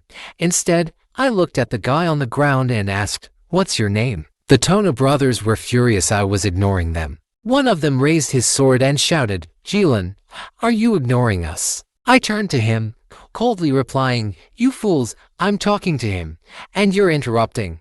If you want to fight, anytime, but right now, keep your dirty mouth shut." His face twisted in frustration, but he quickly shut up. He realized he'd messed up. I grinned and said, "Your support is one of your faction's men, right?" His eyes flashed with anger. So I told him, that's why I cut him down. No one messes with me. Finally, the crowd understood. This wasn't just an attack, it was a power struggle within the Renkide family. The whole thing was turning into a rank battle, a family tradition that had been passed down for generations. And then, with everyone watching, I stood tall and declared, "Listen up, all you trainees. I'm Jilin Renkide, and if anyone here has even a hint of hostility toward me, I'll cut them down without hesitation. Whether you're a dragon or a tiger, I'll make sure you kneel before me." At that moment, a voice rang out.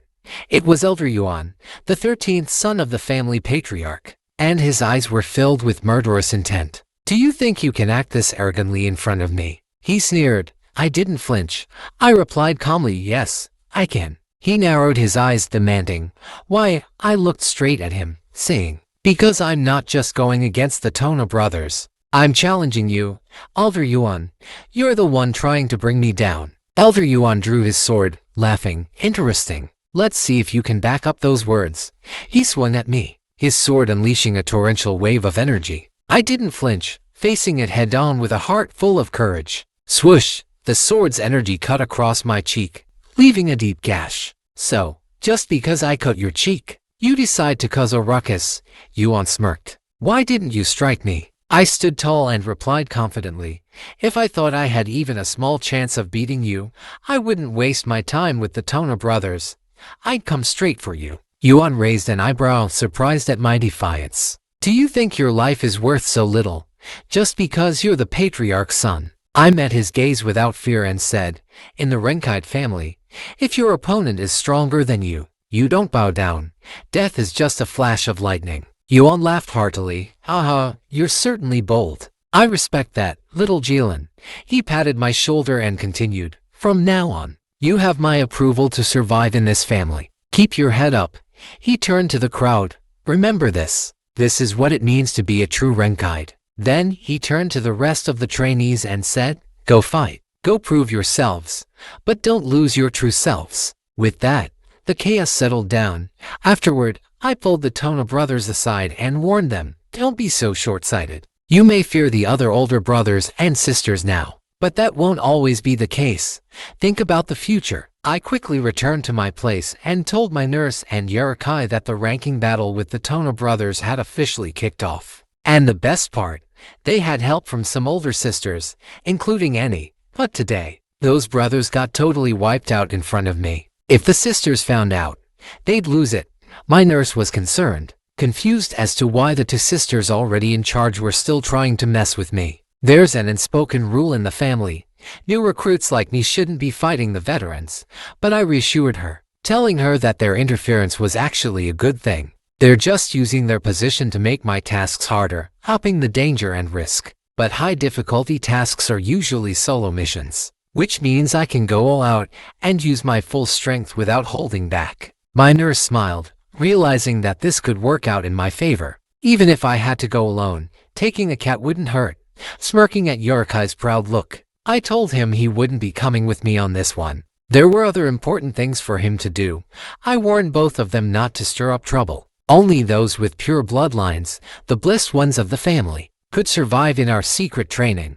Our bodies were stronger than normal, and we had heightened senses with swords. The family's swordsmanship was all about dominance and sheer destructive power. Anyone from the family could become a swordmaster, to make sure we earned it. Every family member undergoes a brutal secret training. A single mistake could cost a life.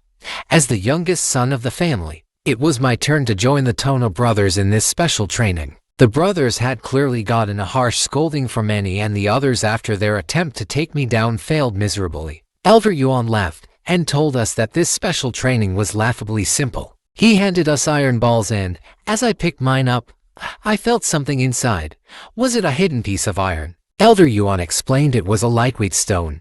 When struck, it would make one of three sounds, depending on how hard you hit it. He demonstrated with a light tap, and a deafening thud echoed. Next, he let us listen to the second sound, a clear, crisp tone. He explained that if you hit it too hard, it would make a dull sound, but if the force was just right, it would make a beautiful, clear sound. This exercise was all about controlling power, focus, and endurance. I was a little confused, though. If there was no danger, then how could this be considered part of our family's secret training? Just as I was thinking that, Elder Yuan raised his sword and told us there was one final sound to hear. As he struck the stone, I remembered what I'd felt inside it earlier. Something wasn't right. I quickly tackled the Tona brothers, shouting at them to get down. Sure enough, the lightweight stone exploded, sending shockwaves through the training field. Luckily, I had knocked the Tona brothers to the ground in time, sparing us from the blast. They were still in shock when Elder Yuan's voice echoed, "Jean, I didn't expect you to be so sharp. Did you catch that? If you strike the stone too hard, it'll explode." He smirked. "Now, let's start the real training. I'll be watching closely. Don't get yourselves blown up." At this moment, I had no idea what was happening behind the scenes. My older sister Luna had already started investigating the attempted assassination on me back in Stormwind. Her maid was convinced that Miss Meow and Miss Annie were behind it all. Why, well, they'd been making life hell for me lately. Plus, targeting kids who stayed in Stormwind. That's a huge no-no in the Lunk family. But Luna wasn't backing down. She was taking matters into her own hands too risky. But what else could she do? If Father, the demigod, found out, he'd probably have their heads. The maid asked, could Zhang have been mistaken or lying when he was 10? You've been digging for 5 years and found nothing. Luna remembered our first meeting and said, I was super cautious, not because I was awkward, but because I felt my life was on the line. Keep investigating. There's no proof yet, but I can't shake this feeling. Something bad is coming. I wonder how Zhang is holding up. That clear stone explosion must have hurt. She thought to herself. That heart training I gave him should be kicking in soon, but I can't rush it. I have to stay patient.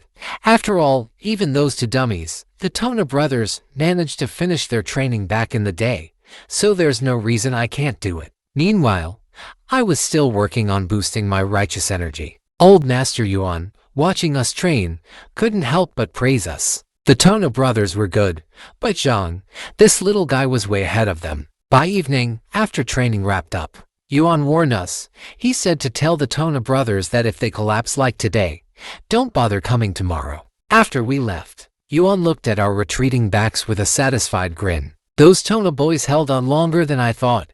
Impressive.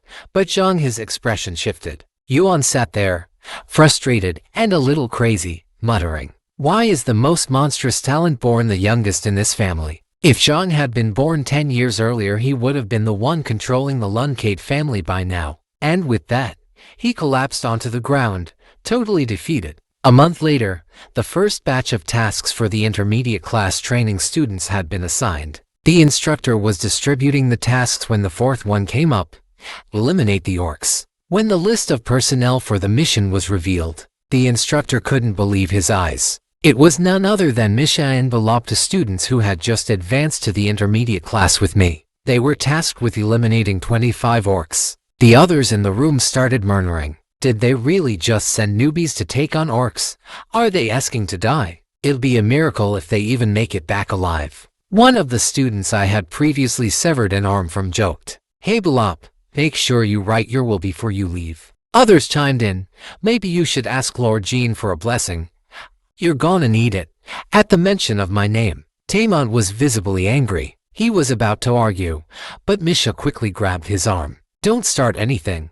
We can't take them on right now. Besides, we're heading out on a mission. If we get hurt now, it'll be a disaster. Taemon was about to retort, but before he could, Misha shouted, shut up. Do you forget where we are?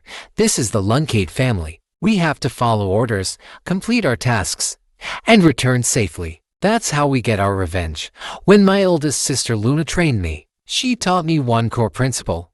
Listen with your ears, strike with your heart. I had applied this philosophy and dodged attacks I once couldn't. Meanwhile, my uncle arrived and informed me that the mission for me and the Torna brothers had been assigned. To my surprise, Torna brothers were tasked with attending a banquet at Bimonti Empire. a social event they found utterly tedious and repulsive. I couldn't help but feel a bit sorry for them. This was clearly Annie's way of punishing them. She sent the Torna brothers, who had no social grace, to handle a political gathering. The elder gave them advice. Such banquets are hard for the Lunk family to refuse. You'll encounter strong figures there. Watch, learn, and observe. When I looked at my own mission, I was taken aback. It was an assassination mission. My target was a Karen of the Tindalro family, currently in Mammoth, and he was under the protection of Mikem members. The elder explained that the Mikem princess was the master of a massive tower standing at the heart of the Western Sea. She was known as Princess Gainan, alias the Abyss Spider. Anyone who dared harm her lovers would face relentless vengeance. Moreover, the Mikem was an independent faction, not under the rule of either the Lunkade or Jipper families. The elder turned to me. Jean, do you understand how powerful the Mikem princess and her faction are? I nodded, acknowledging the danger. The mission's target was a Karen, the rebellious son of the Tindalro family, and if he wasn't eliminated, the family's secrets might be compromised. I hadn't said a word yet, but Torna's face already showed shock upon hearing the mission location. Mammoth. Why is this mission being assigned to us? Isn't this the sort of task the Guardians handle? He muttered. Confused, I turned to the elder and asked, isn't the Tindalro family trying to kill their own son? The elder answered, yes, they have tried to recall him multiple times, but it has failed. To protect their family secrets, eliminating him might be the only way. Turning to me, he asked, Jean, do you think you can handle this mission? Without hesitation, I responded, yes, elder, I can. The elder stared at me in disbelief. Inside, he thought, this kid, he knows full well about my comms power and Mammoth's dangers, yet he accepted the mission without hesitation. The elder smiled and said, I admire your decisiveness. We'll set out in 2 days. Unexpectedly, the Torna brothers began showing concern for me. Are you really going to Mammoth? Then one of them added, if you get into danger, make sure you reveal your identity. Say you're a Lunkade family heir. No one will dare touch you if they know who you are. I was surprised that they were worried about me. They saw through my thoughts, and one of them quickly added, we can't let you die before we get to trample you underfoot. Laughing, I drew my sword and struck the lightstone, and said, my dear brothers, think carefully. Do you choose to stay with the sisters, or stand by me? As I turned and walked away, I left them behind in confusion. At that moment, Master Yuan told the Torna brothers, just as Zhang said, you must be prepared mentally. Until you're strong enough, don't cross Zhang, unless you're tired of living, of course. 2 days later, my guardian knights and trainees came to bid me farewell. They had heard I was heading to the Mammoth region and asked why my hair was suddenly a different color. I explained that it was to avoid being recognized as a member of the Lunkade family. So I disguised myself. Seeing their expressions, it was clear something was troubling them. I asked, what's the matter? It's just a temporary goodbye, not a permanent one. Though, if we're unlucky, someone might die during the mission, but worrying won't help. Just focus on the task at hand, because I'll come back alive. I patted Balop on the shoulder. Look after the others while you're out there. Of everyone, you're the strongest. After we parted ways, Ulick praised my subordinates, saying they were quite competent. I told him to make sure to protect them. He chuckled and assured me not to worry, claiming he was the great black dragon.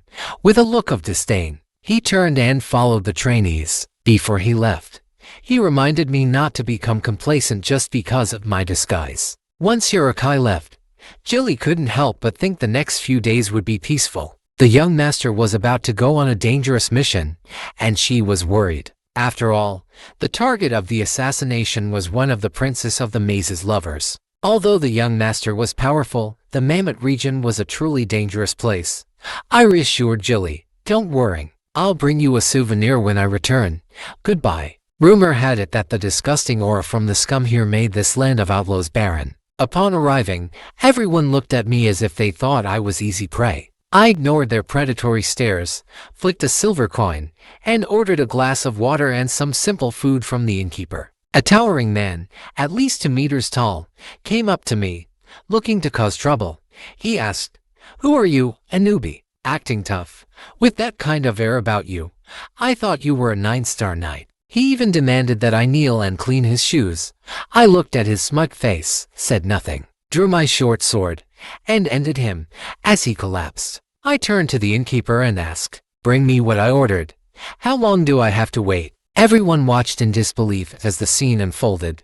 Then, to my surprise, they started cheering and laughing at the arrogant man lying on the floor. They all seemed to think this was inevitable. He would get what he deserved sooner or later. Seeing their reactions, I recalled what my teacher had told me in my previous life.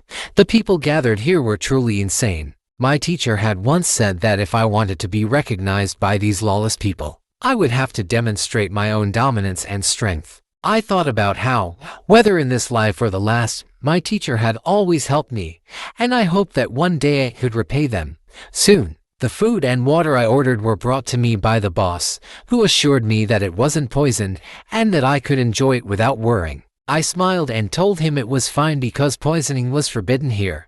The boss, seeing how young I was, seemed to be impressed by my knowledge. He asked if I had local ties. I told him it was none of his business and gave him a gold coin as payment. When he took it, he asked if I wanted something in particular, perhaps magic potions. There was a powerful new one in stock, or was I looking for someone? I told him I was looking for someone and asked if he knew anyone named Hister. The boss shook his head and assured me that there was no one by that name. I then asked the boss to recommend a place to stay somewhere free from snakes, insects, and rodents. He suggested a place called Moonlight View in the west of the city, where the kings of Mammoth stayed.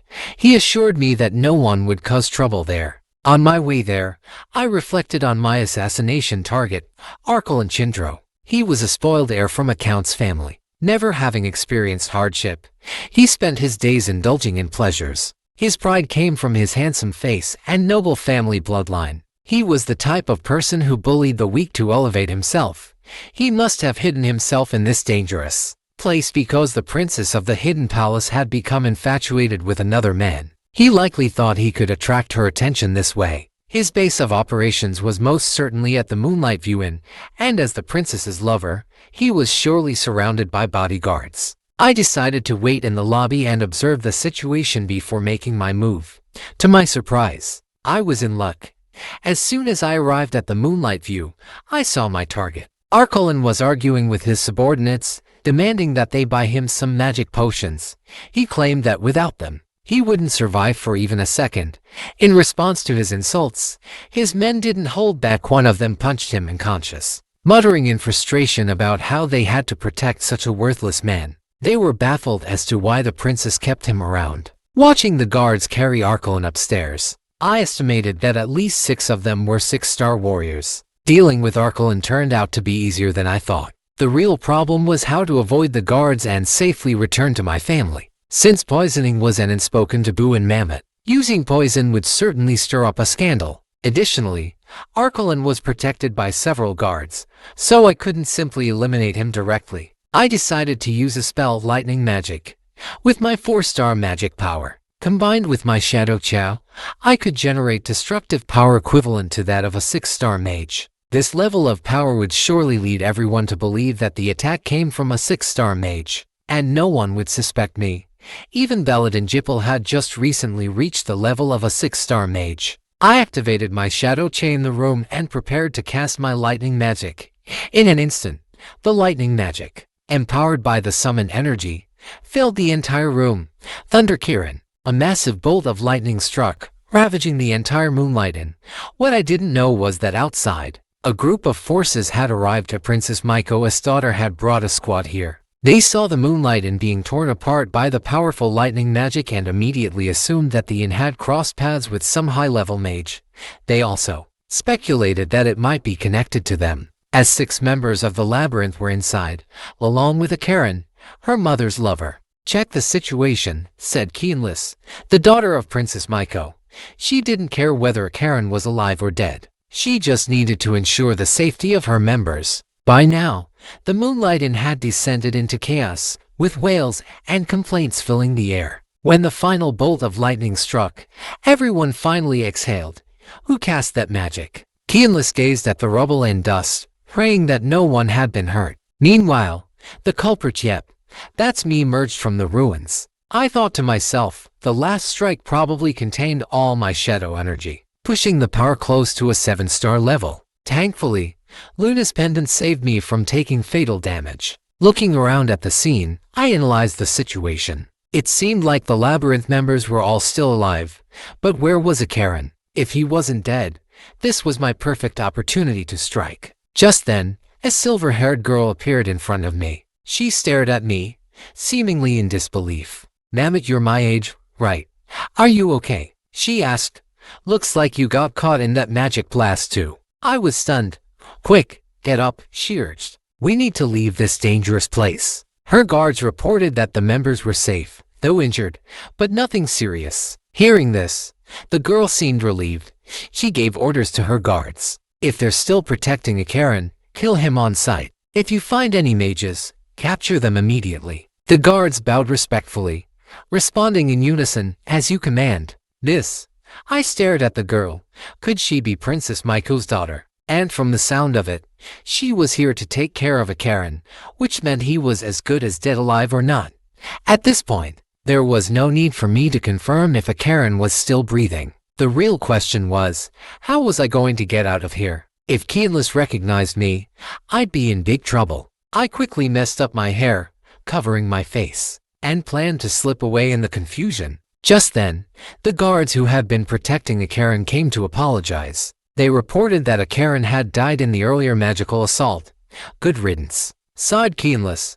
"I came to handle this mess for you. Protecting that idiot wasn't easy, was it?" With that, she stepped forward, raising her sword, and commanded, "Listen up, everyone, from now on. Moonlight Inn is under the control of Maiko's labyrinth. I, Keenless Ondorma, daughter of Princess Talaris of the Maiko Labyrinth, and captain of the Seven Blades, will have no tolerance for any rebellion.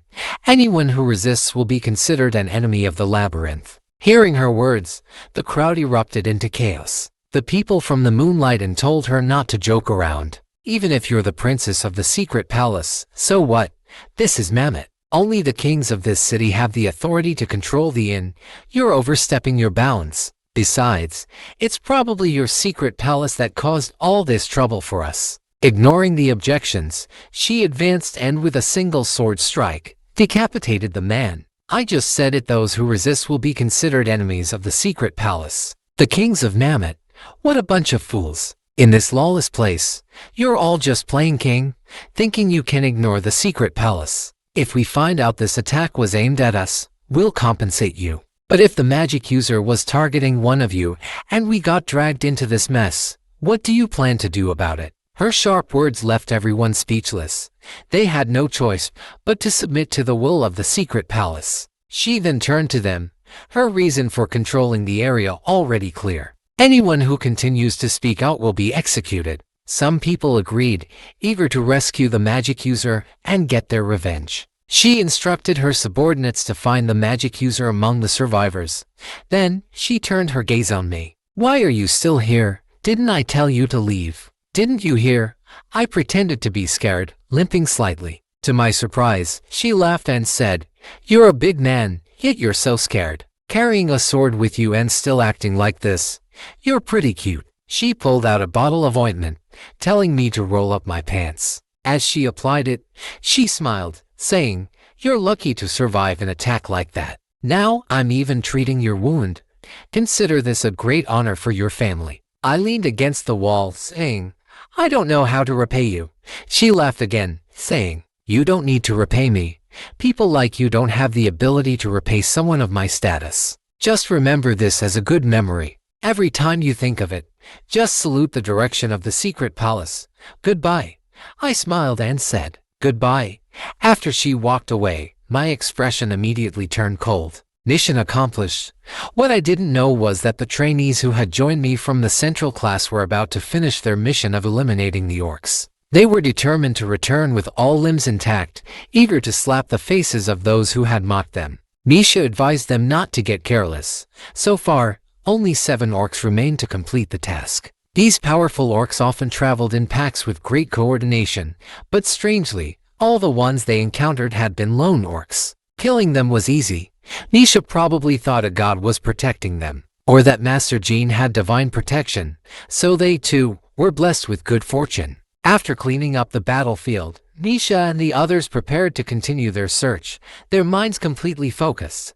They didn't want to embarrass me. At that moment, a black cat's head emerged from the bushes, muttering, "Only 7 left. Once these little guys finish their hunt, we can head home." A few days ago, Ulick had followed them to the orc tribe and immediately gathered all the orcs in the area. He ordered them that from that day on, all orcs were to act alone. If any of them dared to team up, Ulick would wipe out their entire tribe. Faced with the dragon's overwhelming pressure, the orcs could only obey. Meanwhile, Ulick, following behind Misha, was grumbling about Jean. Is Jean really so impressive just because he's a 1,000-year contract holder? How dare he treat me, the great black dragon, like a servant? When we get back, I'll make him buy me some new comic books. After all, thanks to me, these little ones completed their task without a scratch. Suddenly, a loud noise echoed through the air. Ulick became instantly alert, feeling a powerful aura approaching. He was puzzled who or what was releasing such a force, and it didn't seem like something that would just back off. Ulick decided to set up a barrier around Misha and the others for their protection. Fortunately, with their 3-star strength, they wouldn't notice the barrier. If it were Jean, though, he'd have sensed it immediately. The aura grew stronger, and the sky seemed darker than before. Is it going to rain? Wondered Bilop. Ulick quickly pinpointed the source of the aura. Transforming into his true form, he demanded, "Who dares release their aura without my permission?" Upon closer inspection, he realized it wasn't a living being, it was the aura of an ancient relic, a graveyard giant. Ulick was confused. 2,000 years ago, the Dragon Clan had destroyed all of them. The graveyard giants were supposed to guard the tomb of the god of death.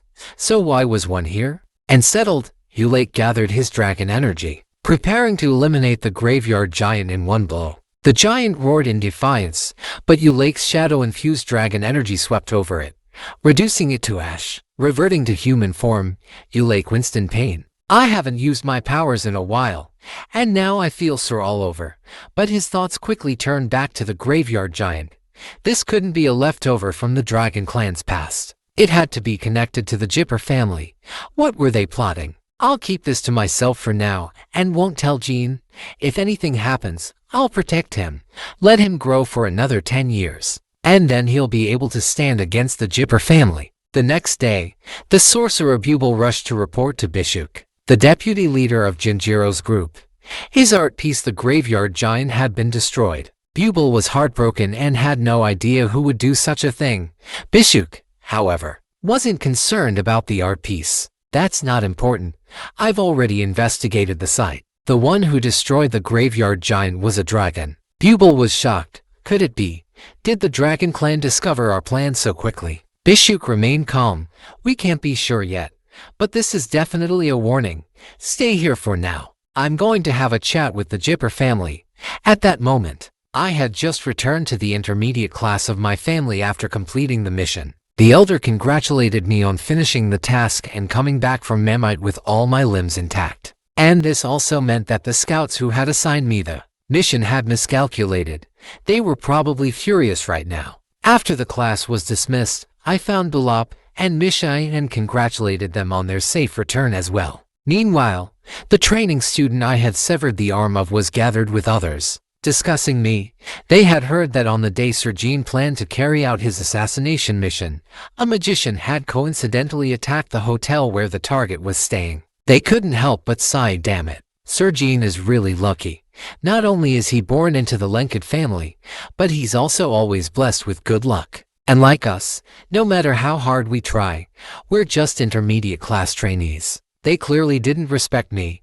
They thought my strength was nothing impressive. My swordsmanship was only rated 4 stars, and the people I had sent on the mission were only 3 stars. One of them asked if Karkin was going to make a move, but Karkin thought that even though Jean might be annoying, he was still from the Lenkid family. Until Miss Mio and Miss Annie gave their instructions, there was nothing they could do. At that moment, I walked toward them slowly. They became nervous. "What's going on? Did Sir Jean overhear us?" "No way. We're so far away." I smiled and said, "I'm afraid you're mistaken. I heard everything you said." I then turned to Karkin and asked, "How's your arm?" he replied gruffly. Thanks to the young master's quick and decisive action, the medical staff could retouch it easily. I ignored him and addressed everyone. "You guys seem to be talking about something quite interesting." They admitted yes, because people like us, so lowly, can only talk behind the back of the esteemed Sir Jean from the Lunk family. "We beg your forgiveness, young master," I told them. "There's no need to seek my forgiveness. I'm not even a scout yet, so technically, I'm not your superior." Tarkin thought I was just pretending, and said sarcastically, "Sir Jean could probably deal with people like us with just one word. Besides, I have no respect for you at all." After hearing that, I said, "He's right. I do find you very annoying, but it's not because you insulted me or mocked me." I tightened my grip on the sword of the underworld and said, "Tarkin Romero, you're a 5-star knight. That's considered very strong in the intermediate class, right? Which means, maybe you're stronger than me?" I raised my sword and sternly asked, "But why do you only talk behind my back? I've already told you. You can challenge me at any time." Tarkin asked, "Are you serious?" Without hesitation, I said, "Of course, draw your sword. Don't hold back. Fight me with everything you've got." His eyes grew colder, sensing the opportunity to unleash his full strength. After confirming that he could use his aura without limits, he drew his sword and swung it at me with the intention of making me regret what I had said. I parried his blow, feeling the tremendous strength behind it, but compared to the enemies I would face in the future, he was nothing. Tarkin, now completely enraged, raised his sword again, releasing his full energy. He shouted, "You're no match for me." I blocked his strike again, noting how fast his swordplay was. During the exchange, I realized something. It was just like the day when the Torna brothers exploded the cleansing stone, and I got hit by an iron shard. Now, I could see the trajectory of Tarkin's attack. Even though his sword could strike in countless directions, a 5-star knight's moves weren't that varied. So, I calmly dismantled each of his moves. Moreover, Tarkin had already become so angry that he wasn't thinking straight. I knew that I would end this fight in the next 3 rounds. I had already seen through all his techniques. He couldn't defeat me. He didn't believe me at all. Still shouting like a drama king, "You won't learn until you see the coffin." Then, he rushed at me again. Before he attacked, I casually shouted out his next move. First, a leftward slash, then, an unorthodox thrust. And the final move. That one had the kind of power that even a 4-star knight would have trouble with. But boom! I saw right through his attack trajectory and knocked his sword away without breaking the sweat. Tarkin dropped to the ground, completely stunned. "What? My attack, it was so close." I pointed my sword at him, cutting off his thoughts. I thought it would take me years to reach 5 stars, but looks like I was wrong. Tarkin lowered his head, realizing he'd been outclassed. "John, your swordsmanship 5 stars. I shrugged. "I don't need to lie to anyone. You just didn't understand me. I never fight without confidence." The Tona brothers rushed over. Wide-eyed, did John just defeat Tarkin? They were in shock. I walked past them coolly. "Don't make a fuss, guys." I left, as they stood there dumbfounded, unable to process what had just happened. Later, Miss Mia and Miss Annie heard the news and couldn't believe it. "Did Tarkin throw the match? He must have taken money from John." Tarkin spoke up. "Everyone saw it. John's righteousness is beyond 5 stars. Annie turned to Sister Mu, asking, "So Zhang's showing his claws now, huh?" Sister Mu nodded. "It's not just against you, he's aiming at the entire family." When I heard this, it hit me hard. At 15, I'd reached 5-star swordsmanship. I was now on the path to becoming the next head of the family. No one had done that since the founding patriarch. Nurses and servants rushed around the family estate, whispering, "Did John really reach 5 stars at 15? They were all in shock. But honestly, I never thought it would happen so fast. All I did was train, chopping at clear quantity stones, and before I knew it, my swordsmanship had reached 5 stars. The 3 powers, magic, righteousness, and shadow energy, were all connected. The more one grew, the stronger the others became. But there's a catch. I was the only one who had all 3. No one else knew about their link yet. At that moment, I noticed the flowers in the yard. I asked my nurse, Jilly, if she had picked them. She told me that the flowers had appeared in my room while I was away, so she just arranged them there. She then asked if I wanted her to throw them away. I casually told her not to, since they didn't seem to give off any magical aura or look cursed. So, I told her to leave them as they were. Now that I've reached 5-star knight status, my older siblings should be feeling the pressure, right? Among them, there's Joshua, who's been designated as the next head of the family. Joshua, my older brother, is now the most likely candidate to become the next family head, especially after Luna, the first in line, gave up on the position as the second in command. Joshua has my mother Rose's full support, and his position is very secure. Although playing it safe and waiting for the right moment is a good choice, I think revealing my true strength will bring me even more benefits. So, it won't be long before my achievements spread. News outlets around the world will be covering it. Ulick told me not to boast too much, but he actually agreed with my approach. It will make my older siblings behave more properly, and, more importantly, this will make my father come to the Sword Garden himself. He's been hoping for a successor who could replace Joshua. Except for Luna, my father never showed approval to any of us, but Luna, who has been the only one to catch his attention, doesn't want the family head position. So, my father doesn't think she's fit to lead the family. Since then, Joshua has become the first-in-line successor. The other provisional heirs are Dips, Lenksha, and Mary. Originally, the line of succession was supposed to remain unchanged, but my sudden appearance has shaken things up. Back when I was in the junior class, I already received a task from my father. He's the type who only values strength, not age. So, he will surely give me another task. I don't know exactly what he'll ask, but I'm sure of two things. He will test me. Even though I'm much younger than my older siblings, he will check if I can overcome the age gap. He will protect me. He doesn't want me to die at the hands of my siblings before I even face the test, because I am very special to him. Families and organizations from all around the world will be visiting soon. I know my father will come, and there will definitely be a banquet. I told Jilly to make sure to prepare everything, especially keeping an eye on Ulick. If he sneaks in disguised as a human at the banquet, we'll be in big trouble. Ulick didn't like the idea, but Jilly assured me she would keep him in check. A few days later, Jilly came to me with some important news. The butler had been busy responding to official letters, even from the royal family of Bimonti. The imperial family caught my attention.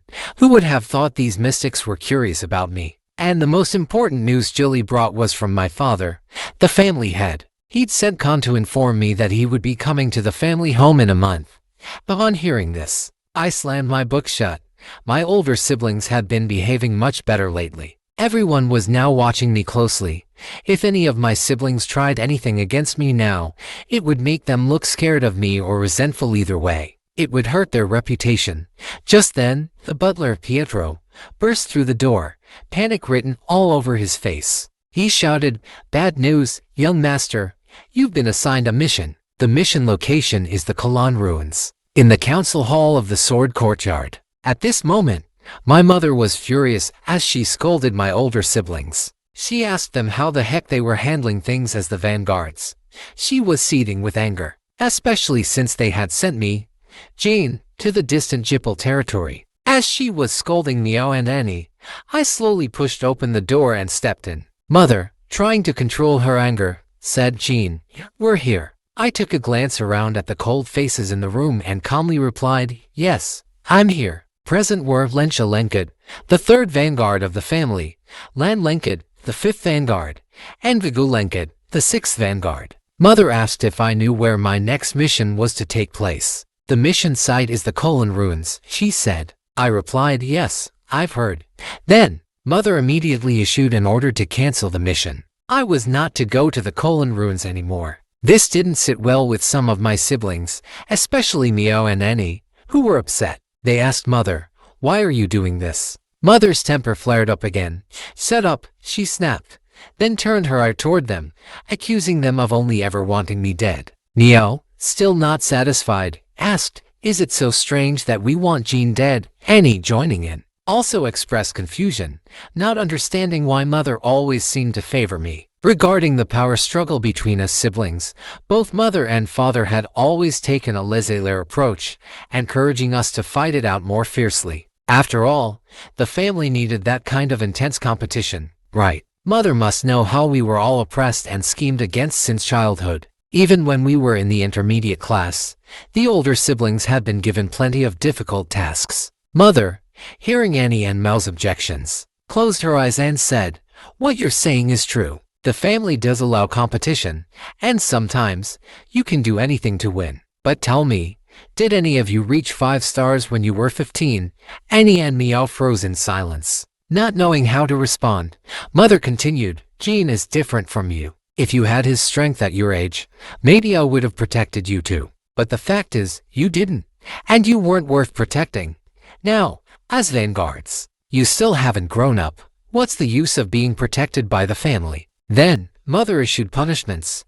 Because this incident was such a mess, all the vanguards present had some responsibility in it. Lensha was ordered to reflect on her actions, and Lan and Vigu had to return a prestigious sword. They opened their mouths to argue, but Mother didn't give them the chance. Instead, she told them, "I was initially going to confiscate all the swords you took, but for now, just return one." Soon after, Mother's gaze shifted to me, the only one who hadn't spoken. She wasn't sure how I would react, so she vented her anger on the other 3. Would I pretend to be virtuous and punish myself too? Or would I smugly take advantage of my mother's favoritism? Mother was curious to see how her youngest son would handle this situation, but to her surprise, I calmly told her that I actually liked the task my sisters assigned to me. Mother stood up in disbelief and asked, "Do you even know what kind of place the Kolana ruins are?"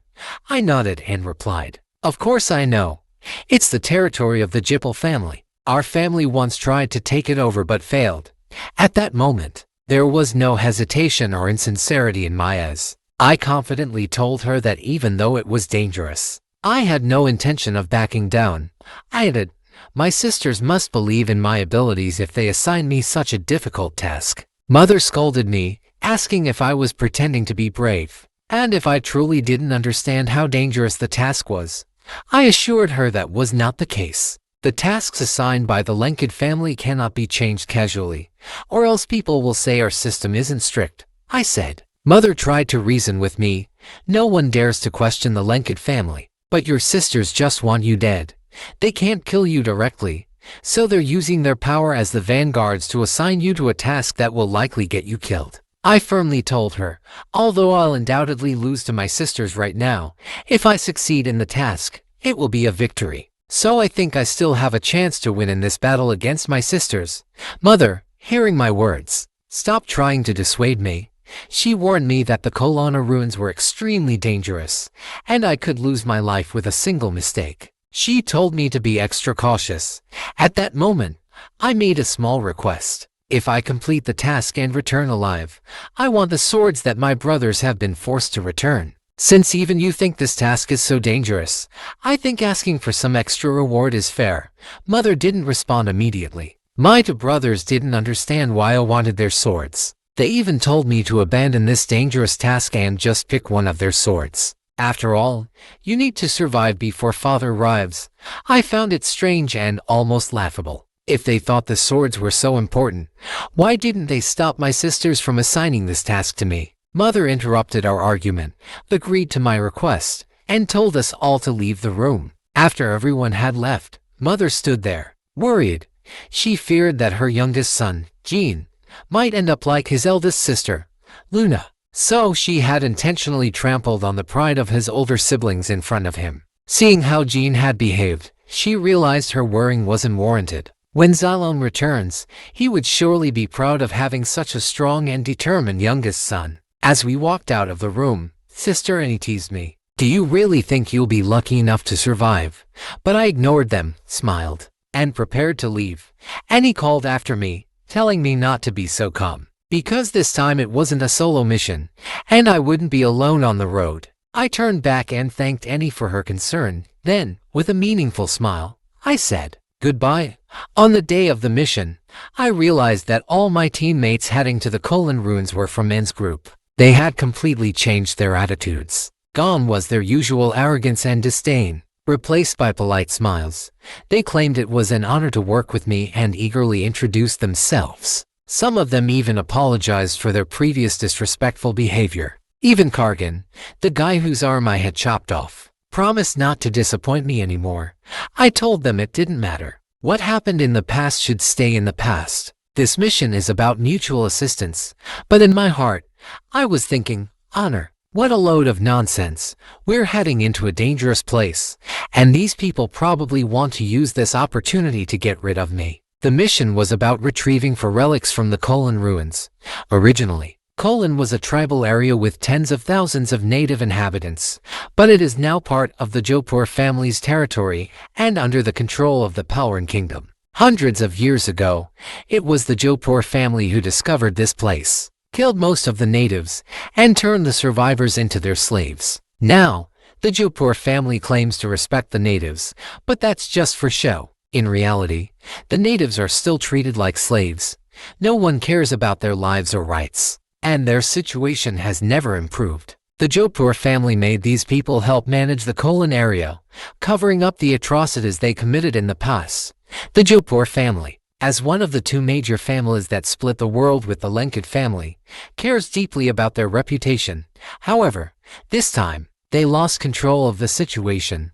All of this was in pursuit of a relic hidden by the natives, a handmade mirror-like artifact. Although the mirror's existence is still a top secret of the Jipper family, before I was reborn, a brave journalist revealed the truth that all the atrocities committed by the Jipper family were in search of this relic. According to the natives, this relic is called the Fountain of Magic. Everyone wondered what it did. The answer was simple. Just by staring at it, one's magical power would increase. The Jipper family used it to build an army of mages, but in my previous life, the Jipper family didn't begin mass-producing mages until 10 years later, which means that, for now, they haven't found the Fountain of Magic. This time, I decided that I would never let it fall into the hands of the Jipper family. My team and I infiltrated the area to gather intel. We learned that the relics, except for those stationed in the Jipper family's dormitories, were in Warehouse No. 3.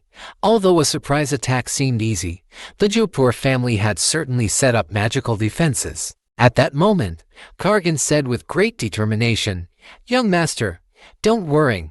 No matter what happens, we will protect you with our lives." I almost believed him and politely thanked him. Then, considering the safety of the return trip, I decided we needed to rest and recharge, so I ordered everyone to take an hour-long break before the raid. I took out a pack of spicy strips and gave one to each of them. After they had finished eating, I told them to rest here while I stepped out for a moment. As I left, they didn't understand why I was doing this, but suddenly, they all staggered and fell to the ground, panicking and asking, "Young master, did you poison us?" I reassured them, "Don't worry. I only added a bit of sleeping pills." Watching them, still grudgingly muttering about how I shouldn't act alone, I couldn't help but mock them. "Are you really telling me that you're here to kill me?" I sneered.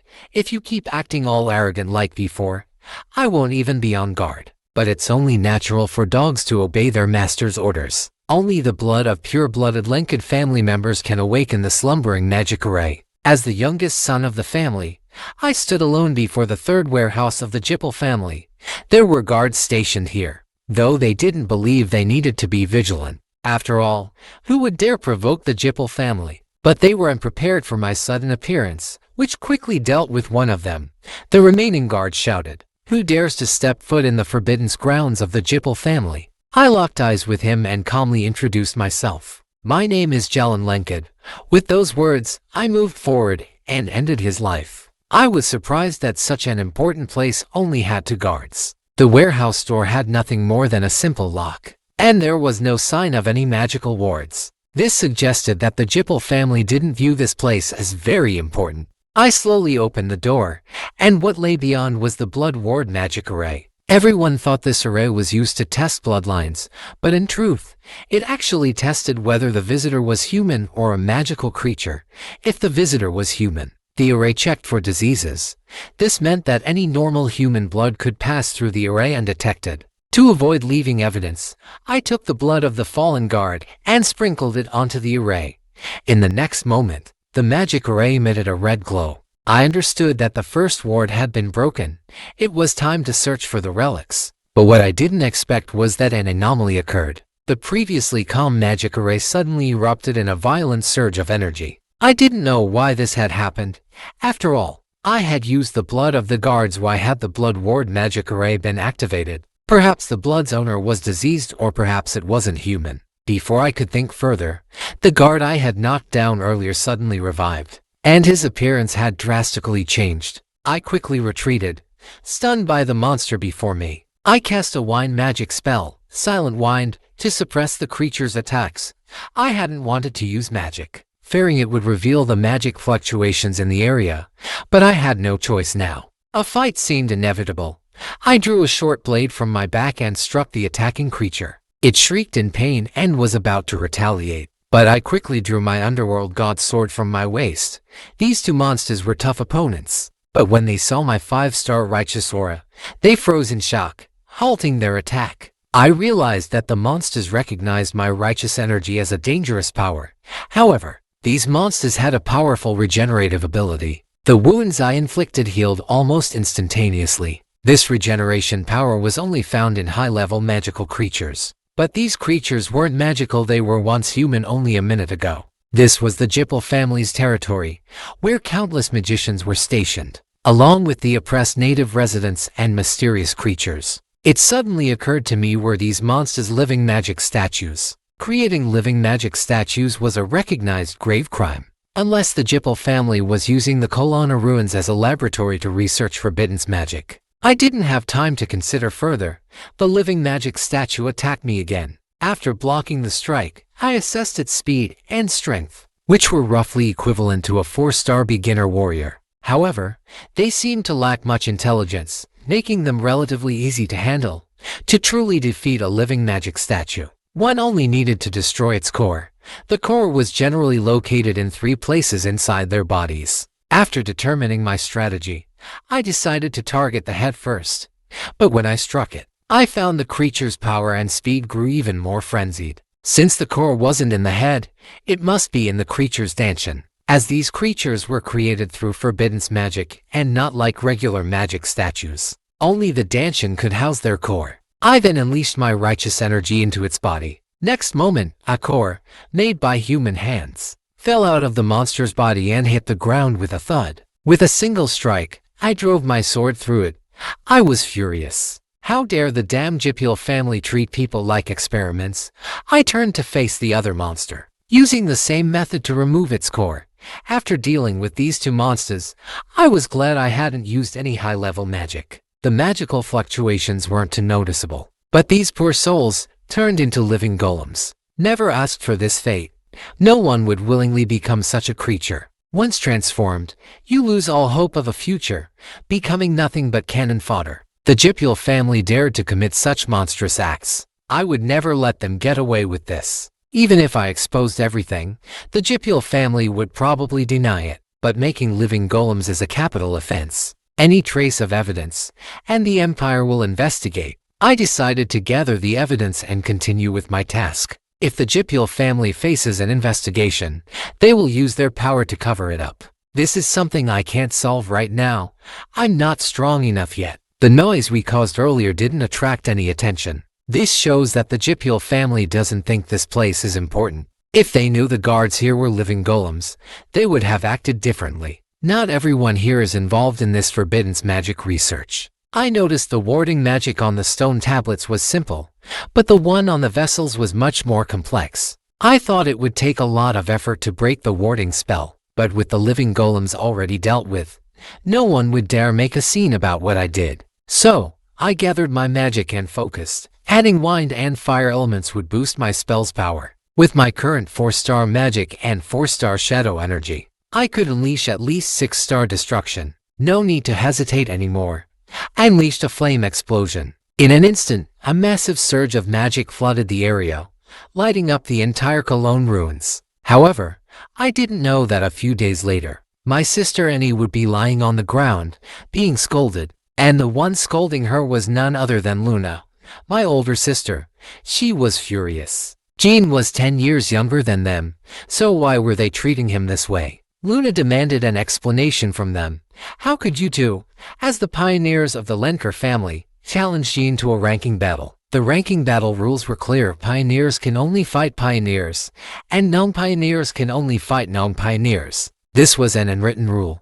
When they heard this, they were speechless. Luna scolded them, saying, "What a disgrace! Even I, as a Lenker family pioneer, feel embarrassed for you two." At that moment, Annie shouted back, as their older sister, "I never cared about ranking battles. What gives you the right to control that?" Luna then warned them, "If you beat Jean, I wouldn't say a word." But now, he had successfully completed the Cologne Ruins mission and has already reported to Mom. So now, you understand why I said you can't hold your heads up, right? At that moment, my 9-star strength seemed to echo in Luna's warning. Be careful from now on. Jean isn't one to show mercy. He's a person you don't want to cross, trust me. She was only warning them because she cared. Though none of us knew when we'd started walking down different paths, she was still my sister. Back in her room, Luna was lost in thought when her maid walked in, holding a cup of tea. The maid, thinking about Master Jean's personality, figured he would never let the two ladies off the hook. They weren't his match, not even in 5 years. Even if they were to challenge him in a duel later, they'd still lose. This poor Annie and Mew, they only had 5 years to live. Luna quickly told the maid not to speak such dreadful words, reminding her that they're siblings, after all. She then asked the maid about the assassination attempt on Jean. Was it one of the two sisters? The maid confirmed that both Mew and Annie were cleared of suspicion. They were in the central class at the time, with no secrets to hide. Mary and the Tona brothers weren't involved either. Luna, however, was suspicious of a few others, Joshua, Dipus, Len, Vigo, and even Lady Lensha. But she couldn't start an investigation too openly, especially since Joshua, Dipus, and Lensha held strong positions in the family. Investigating them could trigger alarms. Better to play it cool and gather evidence quietly. The maid agreed, thinking that Luna had made the right call. After all, worrying too much would only cause more problems. Despite the assassination attempt, Jean was fine and growing stronger by the day. Luna reassured the maid, "No need to worry about him. Jean's fine." Just then, Jean himself walked into the room, calling out to his loyal servants, Gilly and Eula, with a loud voice. Gilly, looking relieved, smiled, clearly having been worried sick. Jean knew she understood the danger of the Cologne Ruins. If anything had happened to him, Gilly would have avenged him, no matter what. Jean waved her off, saying, "Don't worry, I'm strong soon." Eula arrived too, asking if Jean had completed his mission report. Jean nodded, casually adding that people probably assumed he had outside help, but that didn't matter to him. Jean then pulled out a strange item, something that made both Gilly and Eula's eyes widen in shock. It was the heart of a living magic statue.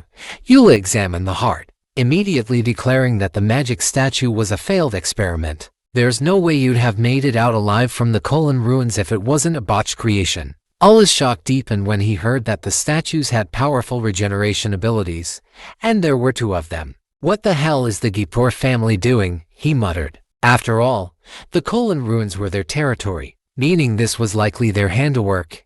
Eula decided that he and Jean should head to Cologne together to investigate. "We need to find out exactly what they're up to." Jean was uneasy about returning to the Cologne Ruins, but with Eula by his side, he had nothing to fear. Plus, he figured he might as well use the opportunity to search for the Fountain of Magic. After all, no matter what trouble he and Eula caused, the Jipper family would sweep it under the rug.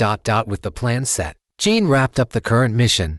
His training companions were expelled from the family by Annie. He no longer had to train with the Tona brothers or practice the stone-cleaving exercises. Even his uncle told him he didn't need to join the morning training sessions anymore. A week later, Jean received news that the head of the family had special instructions for him. The Tona brothers were stunned. Was the head of the family really going to make Jean a junior pioneer? And before becoming a true pioneer, he would need to leave the family and gain experience in the outside world, accumulating fame on his own, without relying on family resources. Jean was thrilled to hear this. If that were the case, he could use his full strength without any restrictions. His father had finally taken notice of his recent accomplishments. Jean had completed 2 difficult missions in a row, earning his father's approval. The head of the family, proud of his youngest son, had always seen Jean's potential. Even when Jin was young, it was clear that he had ambition. His sharp eyes couldn't be hidden, and his actions had shown his resolve. When he faced challenges from his older siblings, Jin never backed down, returning each time stronger. Even in the swordsmanship trials, his abilities impressed his father. Jin had defeated the White Wolf tribe warriors on his own. Much to the family's surprise, his father had expected him to use his subordinates as cannon fodder, but Jin had done it alone, proving the value of his beliefs. When Jin's father was asked by Khan if he really believed Jin could do it alone, he confirmed with certainty, but technically, Jin had his companions with him. He would meet Jin to hear his side of the story. Finally, the day came when Jin's father visited the family estate. The entire household was on alert to welcome him back. Jin's mother scolded his father, commenting that he'd only now decided to return. He responded by saying the children had grown up and could handle things on their own. Then, his tone shifted, becoming more serious. If they perform well, they might not have to leave Black Sea for training, he said. But remember, the guests here only act based on what they see in my eyes, not because they truly respect my children. That's why I need to be here. Just then, my father noticed the two swords hanging at my waist. He immediately turned to Len and Wigo, asking if they had delivered the prize swords to me. My brothers awkwardly explained that I had taken them. It was agreed that if I succeeded in completing the task at the colonnade ruins, the swords would be mine. Upon hearing this, my father couldn't help but laugh. He then placed a hand on Lan's shoulder, suggesting they try harder to take the swords back next time. Such a sly move by me. My father even started doubting whether I was really his son. Before the banquet began, my father called me aside. He asked if it was my first time attending such an event. At that moment, I couldn't help but feel a deep sense of nostalgia. In my past life, I was weak and considered a disgrace to the family. I wasn't worthy of attending such grand occasions, and I had to hide in the shadows like a criminal. But now, in this life, I was attending the banquet as the protagonist. By my father's side, dressed in fine clothes. My father told me that the Lunk family rarely held banquets, only for occasions worth celebrating. He also praised my accomplishments, calling them remarkable. I calmly thanked him for the praise. Father patted me on the shoulder and asked if I knew how many people had arrived today. I guessed around 1,000 people. Father confirmed I was right, as the butler had reported the exact number. This number was 200 more than the banquet 7 years ago. He asked if I understood what this meant. I replied, of course. This meant our family's influence had grown even more significant over the past 7 years. While other families may have held banquets with 1,000 guests, the 1,000 guests here today were either social elites or leaders of their families or groups. Father told me that even though he had spent the last 7 years in the Black Sea, fighting and training against powerful monster kings, our family's prestige continued to rise. This was all because he was the only knight of creation in our family. However, when he was gone, all these guests might turn against the Lunk family. He was right. Without his personal strength, the family wouldn't have reached its current position. Although both the Lunk and the Jipper families were powerful, without my father, our family would be far weaker than the Jipper family. I clenched my fists, making a vow to my father. If one day he was gone, and our family was oppressed by the Jipper family, and it seemed like we couldn't recover, I would leave the family. Upon hearing this, Father pretended to be angry and asked why. I explained that if the family collapsed just because my father was gone, it would only mean that the next family head was incompetent, and I wouldn't let someone like that destroy the family. I then asked my father how confident he was in handling the people here. Earlier, when I returned the swords I had taken from my brothers, I had demanded access to classified documents only available to a pioneer, and in those documents, I had learned some shocking secrets. Some families had hired us for assassinations and other illicit activities, and there were even debts that hadn't been repaid. I told my father that by just glancing through a few documents, I had discovered so much beyond just the swords. There must be even more hidden weapons in the confidential files accessible to him and my mother. Father understood my point.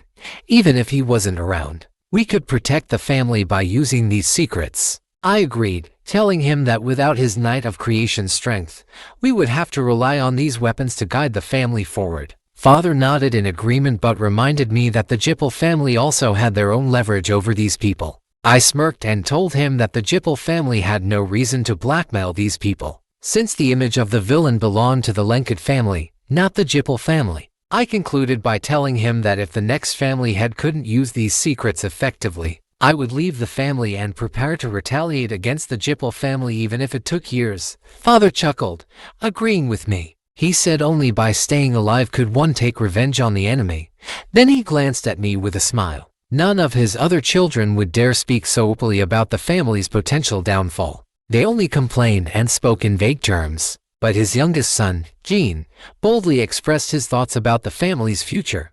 Father sighed, regretting not having had me earlier in life. This youngest son of his had the talent of Luna, the ambition of Mary, and the fighting spirit of Dipus. The Lunk family could only guard its legacy for 15 more years at most, and it would all depend on whether I could change the order of succession. Father then told me that the guests had mostly arrived, and it was time for us to make our entrance. Before we left, my father gave me a final piece of advice. After the banquet, I was to wait for his summons, as he wished to speak with me privately. I knew immediately that this was about granting me the status of a Junxian Feng, or Provisional Vanguard, which meant I would leave the family for a while once the banquet concluded. Just then, our butler, Pietro, hurried in, his face pale with panic. "This is bad," he cried out, informing my father that several uninvited guests had arrived. My father, stunned, asked, "Who dares to intrude on my banquet? Could it be someone from the Jipper family?" Pietro confirmed that it was indeed 5 individuals from Jipper, including the wealthy head of the Jipper family, Andre Jipper, along with 4 other family members. Hearing this, my father scowled, clearly furious. He immediately issued a command, "Tell Andre Jipper to leave this instant. The others from the Jipper family may enter, but make sure Pietro does not go to greet them. Send some underling to deal with it." I couldn't help but cough a couple of times upon hearing my father's order. While it was true that Andre Jipper's uninvited visit was disrespectful, he was still the head of the Jipper family's wealthy branch. It seemed excessive for my father to shut him out so rudely, even humiliate him. Noticing my reaction, my father turned to ask, "Do you think I'm being too harsh?" I replied without hesitation, "No, not at all. In fact, I think it's quite fitting. After all, my father had allowed the rest of the Jipper family to enter, but if Andre Jipper chose to leave in anger, it would directly defy my father's authority as the head of the family, something that was strictly forbidden in the Sword Courtyard." My father acknowledged my point, adding, "If this wealthy fool does not follow my orders, he'll lose both his legs and crawl back to his family." With that matter settled, my father led me into the banquet hall, where we ascended the platform. In an instant, the once lively atmosphere of the party fell silent. Every guest awaited my father's address. With a deep voice, my father spoke, his words reverberating throughout the hall. "I am deeply thankful that my youngest son has become so accomplished. I want to especially thank my son, Jean, for bringing me such joy." At that moment, I gracefully bowed to the gathered guests. My father continued, "There are 2 rules in the Lone Cade family's banquet. First, if anyone gets into a drunken brawl, they will be sent to the duel arena, where the loser must yield to the victor. However, the victor must not make things too difficult for the loser, for this is still a banquet." I understood immediately the family had a special kind of duel banquet. The people present were all high-ranking figures with intertwined vendettas and grievances, and normal banquet rules wouldn't suffice. In the Sword Courtyard, these rules allowed them to settle scores while not necessarily killing their opponents by beating them down in front of everyone and determining who stood superior. As soon as my father declared, "Let the banquet begin," the crowd erupted into cheers. I couldn't help but feel a sense of awe at how wild my family was. Suddenly, my father motioned for me to descend from the platform. Confused, I asked, "What is it, father?" He replied, "If you find anyone you like, drag them away, but don't pick someone weaker than you, unless they insult you or the Lone Cade family." I agreed with a nod, promising that I would not lose in any duel. Before he left, my father issued one final warning: "If you lose, I'll take everything from you, including the underworld god's sword and your wet nurse." Watching him leave, I realized that this was the first time I had ever spoken so casually with my father. In my previous life, This was something I could never have even dreamed of. We had spoken like an ordinary father and son, but in this life, my goal is not to earn my father's love or become a son that pleases him. My only aim is to surpass him. Just as I was following my father's instructions and arrived at the banquet, I immediately ran into the Toma brothers, who came up to butter me up. They congratulated me on reaching a 5-star swordsmanship. I asked them if their training with the cleansing stone had been successful. After getting their affirmative answer, I didn't want to exchange pleasantries any longer and told them to keep it brief and leave. Got it. At that moment, people kept coming to engage with me in conversation. I knew how to network. I was happy to build relationships with those who were on good terms with the family.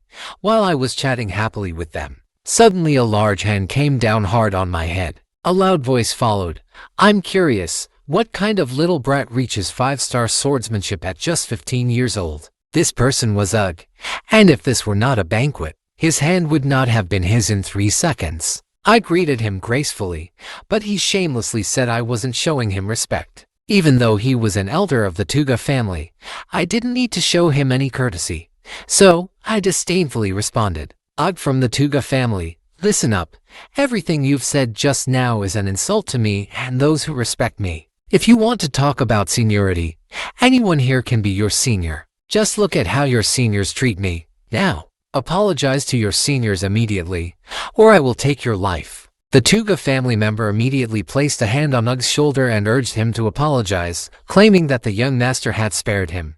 Realizing his situation, Ugg quickly gathered himself and asked me if I would forgive him. I replied that I would, and told him to leave. Just then, a voice rang out, Jean, you really know how to make enemies.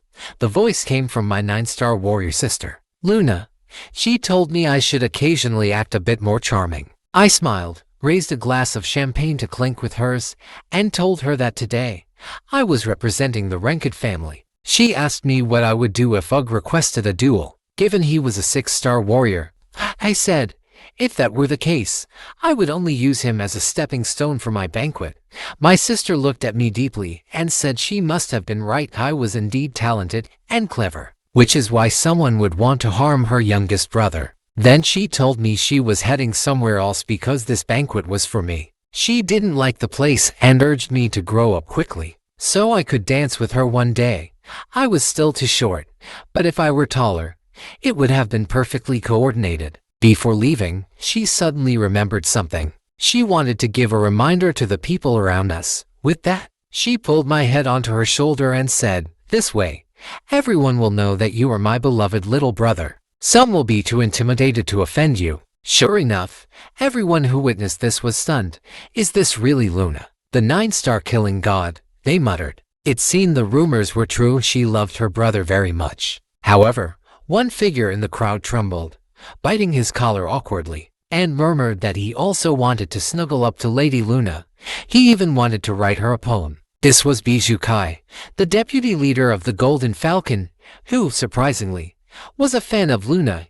His sister, who was with him, supported his words, since it was Bubble who had pushed him to this party, enabling him to witness such a strange gathering. At this point, after socializing with many who tried to get close to me, I sighed, feeling how tiring such occasions could be. Just as I was about to find the members of the Jipper family, a loud crash was heard. A woman with a wicked grin asked, can I have a drink with the shining star of the Renkid family? I recognized her immediately, though I still pretended to ask her name. She mischievously replied, I am Ondorma from the secret palace's Kianli temple.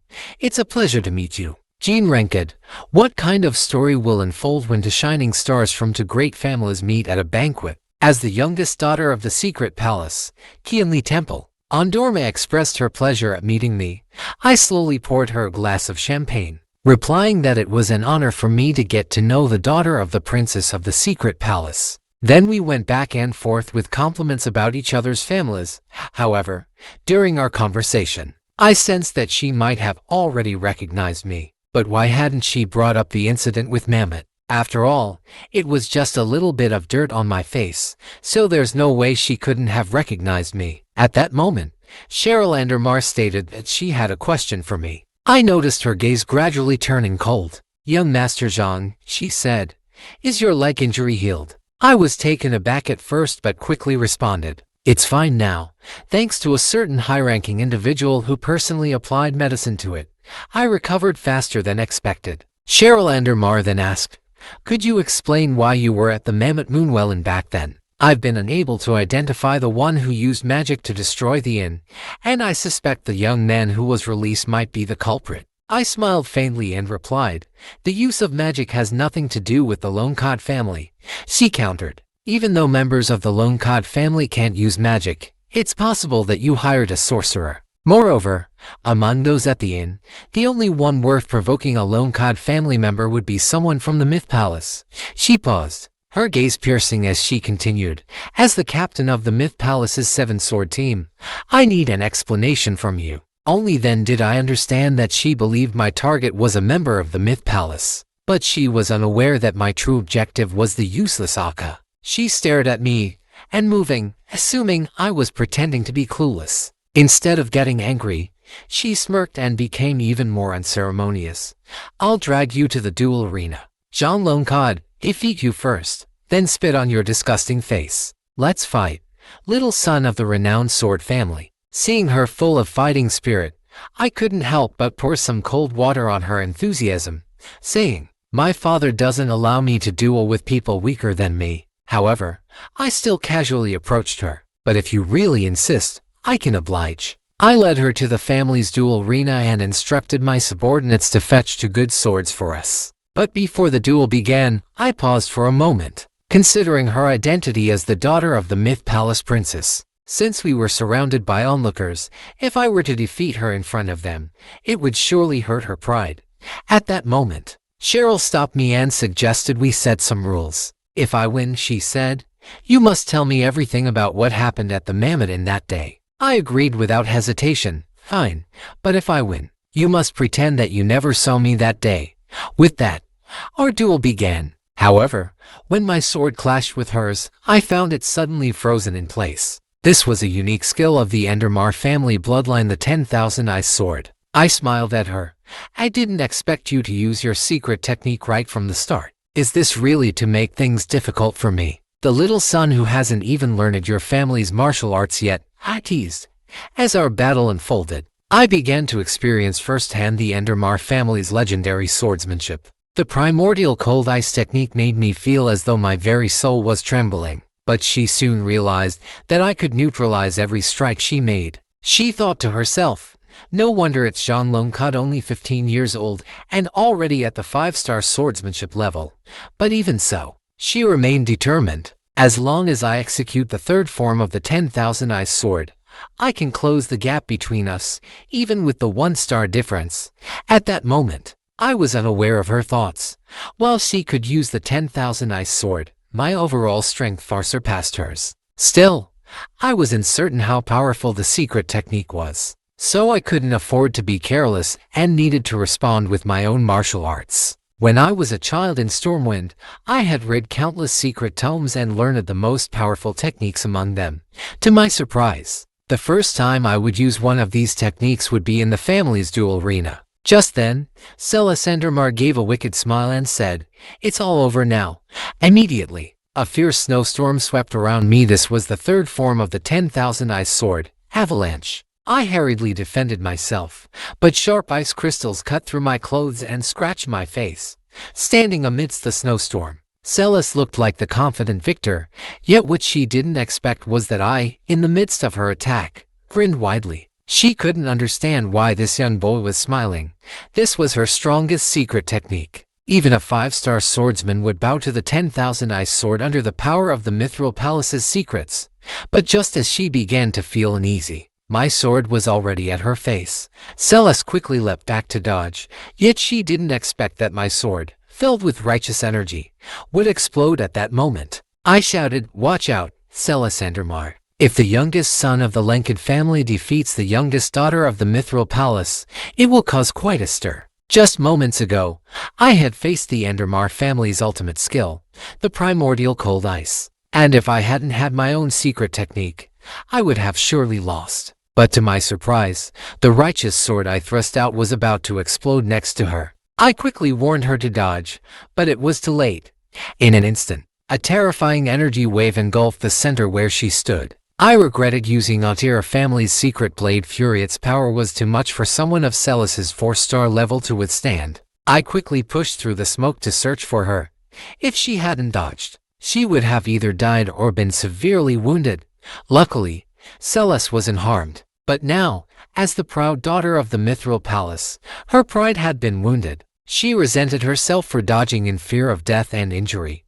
After all, she was the captain of the Mithril Palace's 7-sword team. I quickly stepped forward to support her and asked if she was okay. "It's lucky you dodged, or things would have been a lot worse." I apologized to her, but after hearing my warning, she still wanted to face the storm of blades. Despite her strong self-esteem, she was just a 15-year-old child, and avoiding the attack was her natural instinct for survival.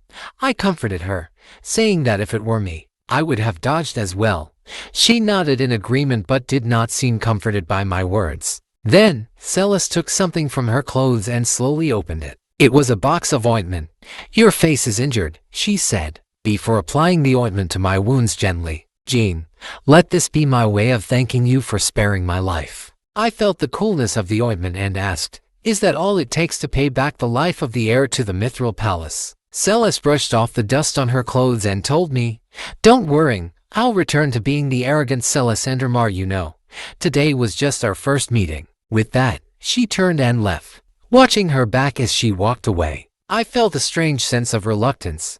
The next day, the banquet hall was noticeably emptier. I understood that the rival party was about to begin, and everyone would be heading to the duel arena. Taking advantage of the fact that fewer people were paying attention to me, I decided to go meet the members of the Jipper family. The members of the Jipper family from the Lunk family were all between 15 and 20 years old, which made it the perfect time to compare our magical abilities. I decided not to bring up the matter of the clone runes just yet. It would be too suspicious. Once I became a provisional vanguard, I would have plenty of freedom to act. At that time, I could investigate with Ulick, and with his help, finding the magic spring would be much easier. In the future, I would make sure that the mass production of Jipper mages never happens. In this life, I would prevent this terrifying event from coming to pass.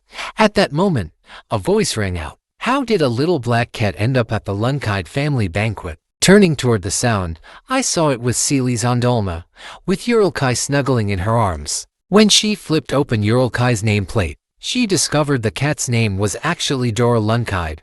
This made Seely's burst into laughter. "Who gave it such a name? Was it you, young Master Jean?" As Seely's and I discussed the cat's name, another voice shouted out, "I knew following that cat would lead me to you. Jean Lunkide has gone to great lengths to find you." The speaker was Beladen Jipper, the heir of the Jipper family. The last time I saw him was just after I left Stormwind City.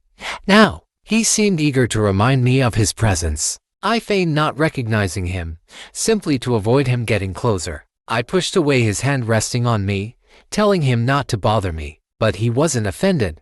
Looking at the silly Beladen before me, I could hardly believe that he had become a 9-star mage at the age of 30, and would soon take over as the Jipper family head. He told me he had gone to great lengths to find me because magic couldn't be used in the Lunkide household. If not for that, he would have located me much sooner. He then expressed how glad he was to see me again, congratulating me for reaching 5 stars in swordsmanship so quickly. After praising me, he couldn't help but boast about himself as well. He claimed that, over the years, he had been working hard and had reached 6 stars in magic. His words left me in disbelief.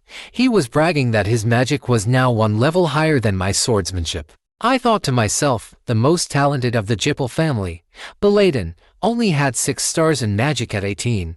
By the time I'm 18, I'll likely have 7 stars.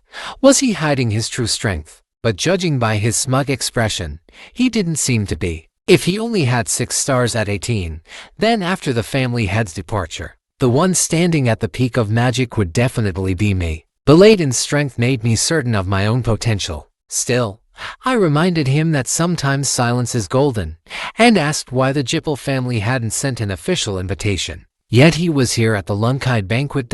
He revealed that it was because he insisted his uncle, Andre, come just to see me. I hadn't expected that such a simple reason would lead the Jipper family to enter enemy territory. It showed how doted on he was, but he also knew that my father had spared his uncle. Then, resting his head on my shoulder, he promised that, from now on, if I didn't formally notify them before attending a Jipper family banquet, he wouldn't harm me. He even said that if I attacked, he wouldn't kill me and wouldn't take part in the battle. I thought he was a bit naive. As I turned to leave, he hurriedly asked where I was going. I told him that a troublesome guy had been sneaking glances at me, none other than the shapeshifter, Buble. I called out to the man hiding in the corner. He quickly asked what I needed, then inquired when my sister, Luna, would be coming out. I was confused and asked why he wanted to know. Then, with a lecherous grin, he pulled a love letter from his jacket, handing it to me to pass along to my elder sister Luna. He claimed it was a poem she had written all night long, filled with deep affection. Luna will surely understand once she reads it, he said, shamelessly adding, maybe I could even call you my little brother-in-law one day.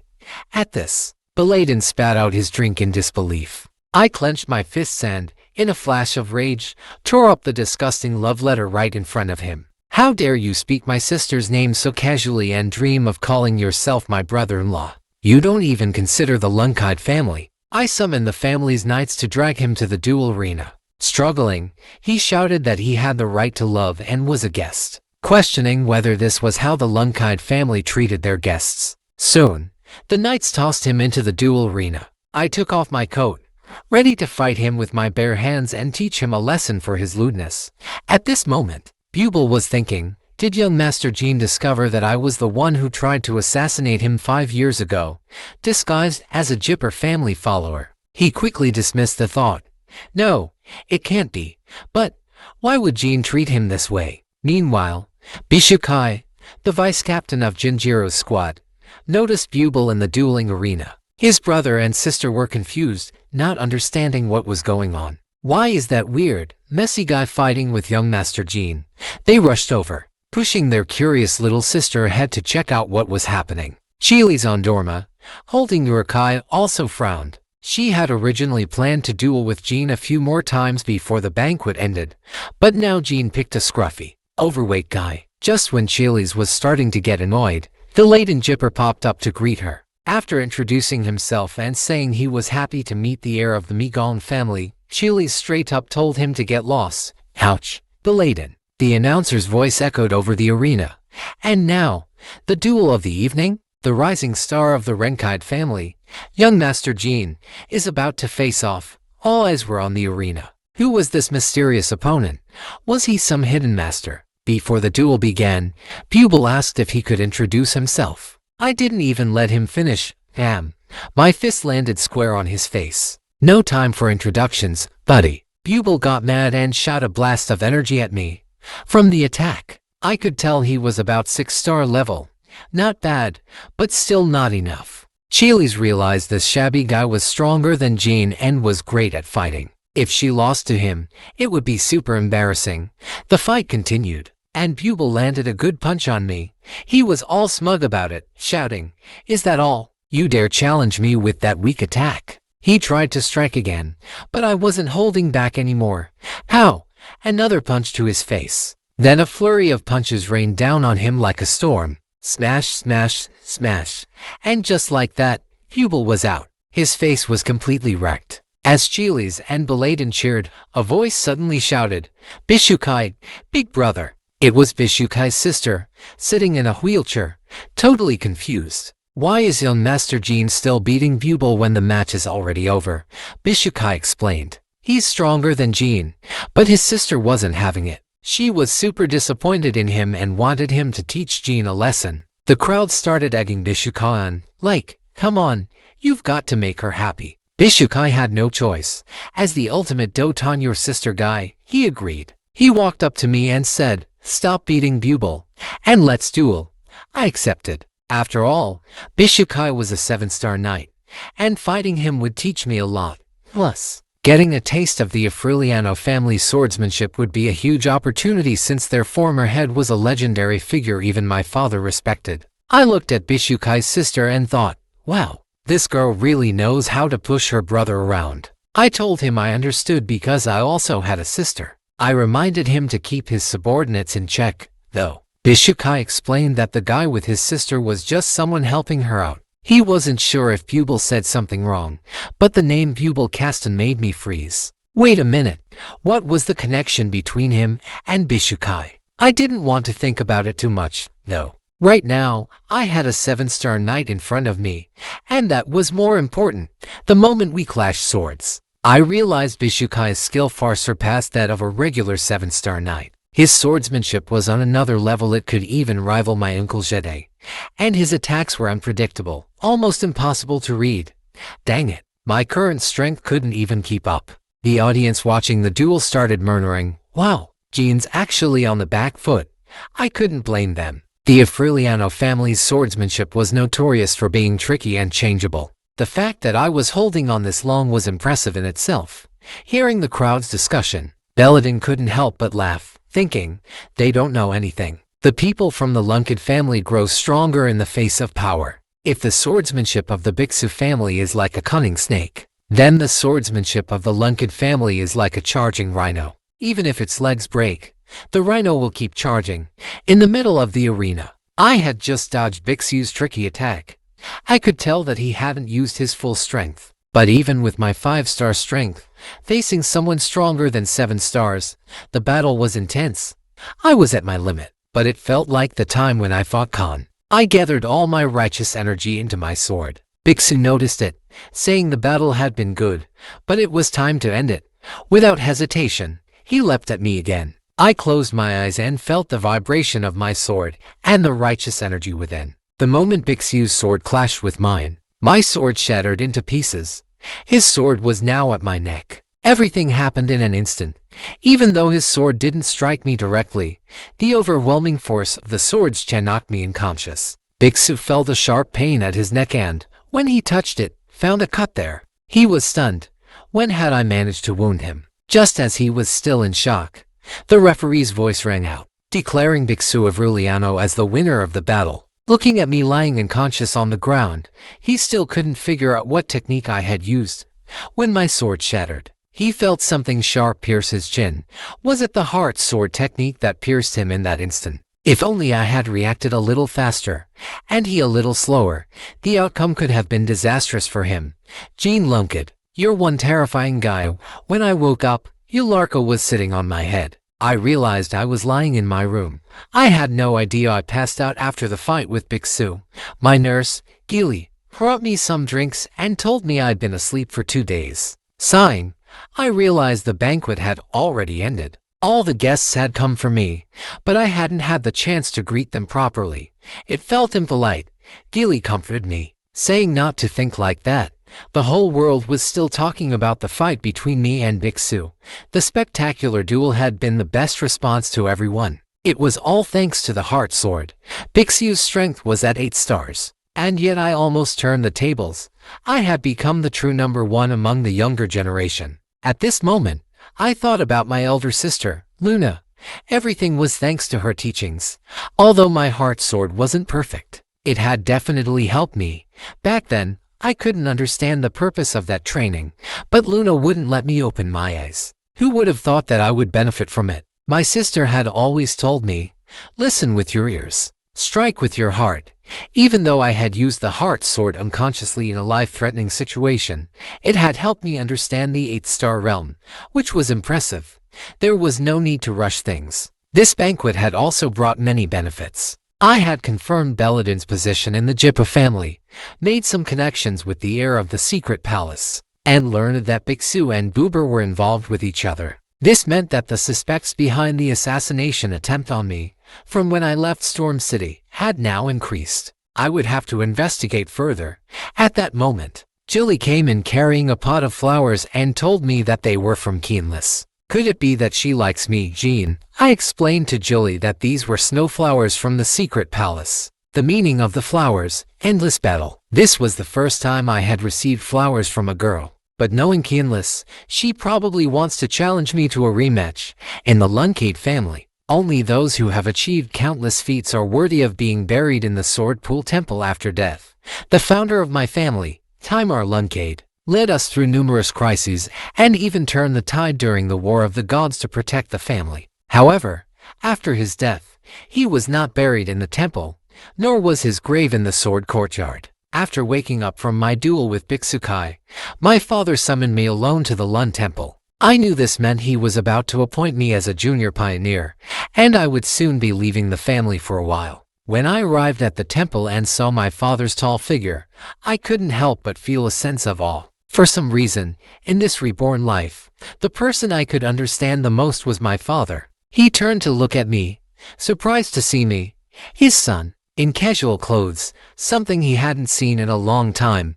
"Jean, you're here." He then began to tell me the story of the Lun Temple and our family's founder. The reason the founder was not honored by his descendants was that he possessed the same dark power as I do. After his death, the family was forced to sign a humiliating treaty with the Jipper family.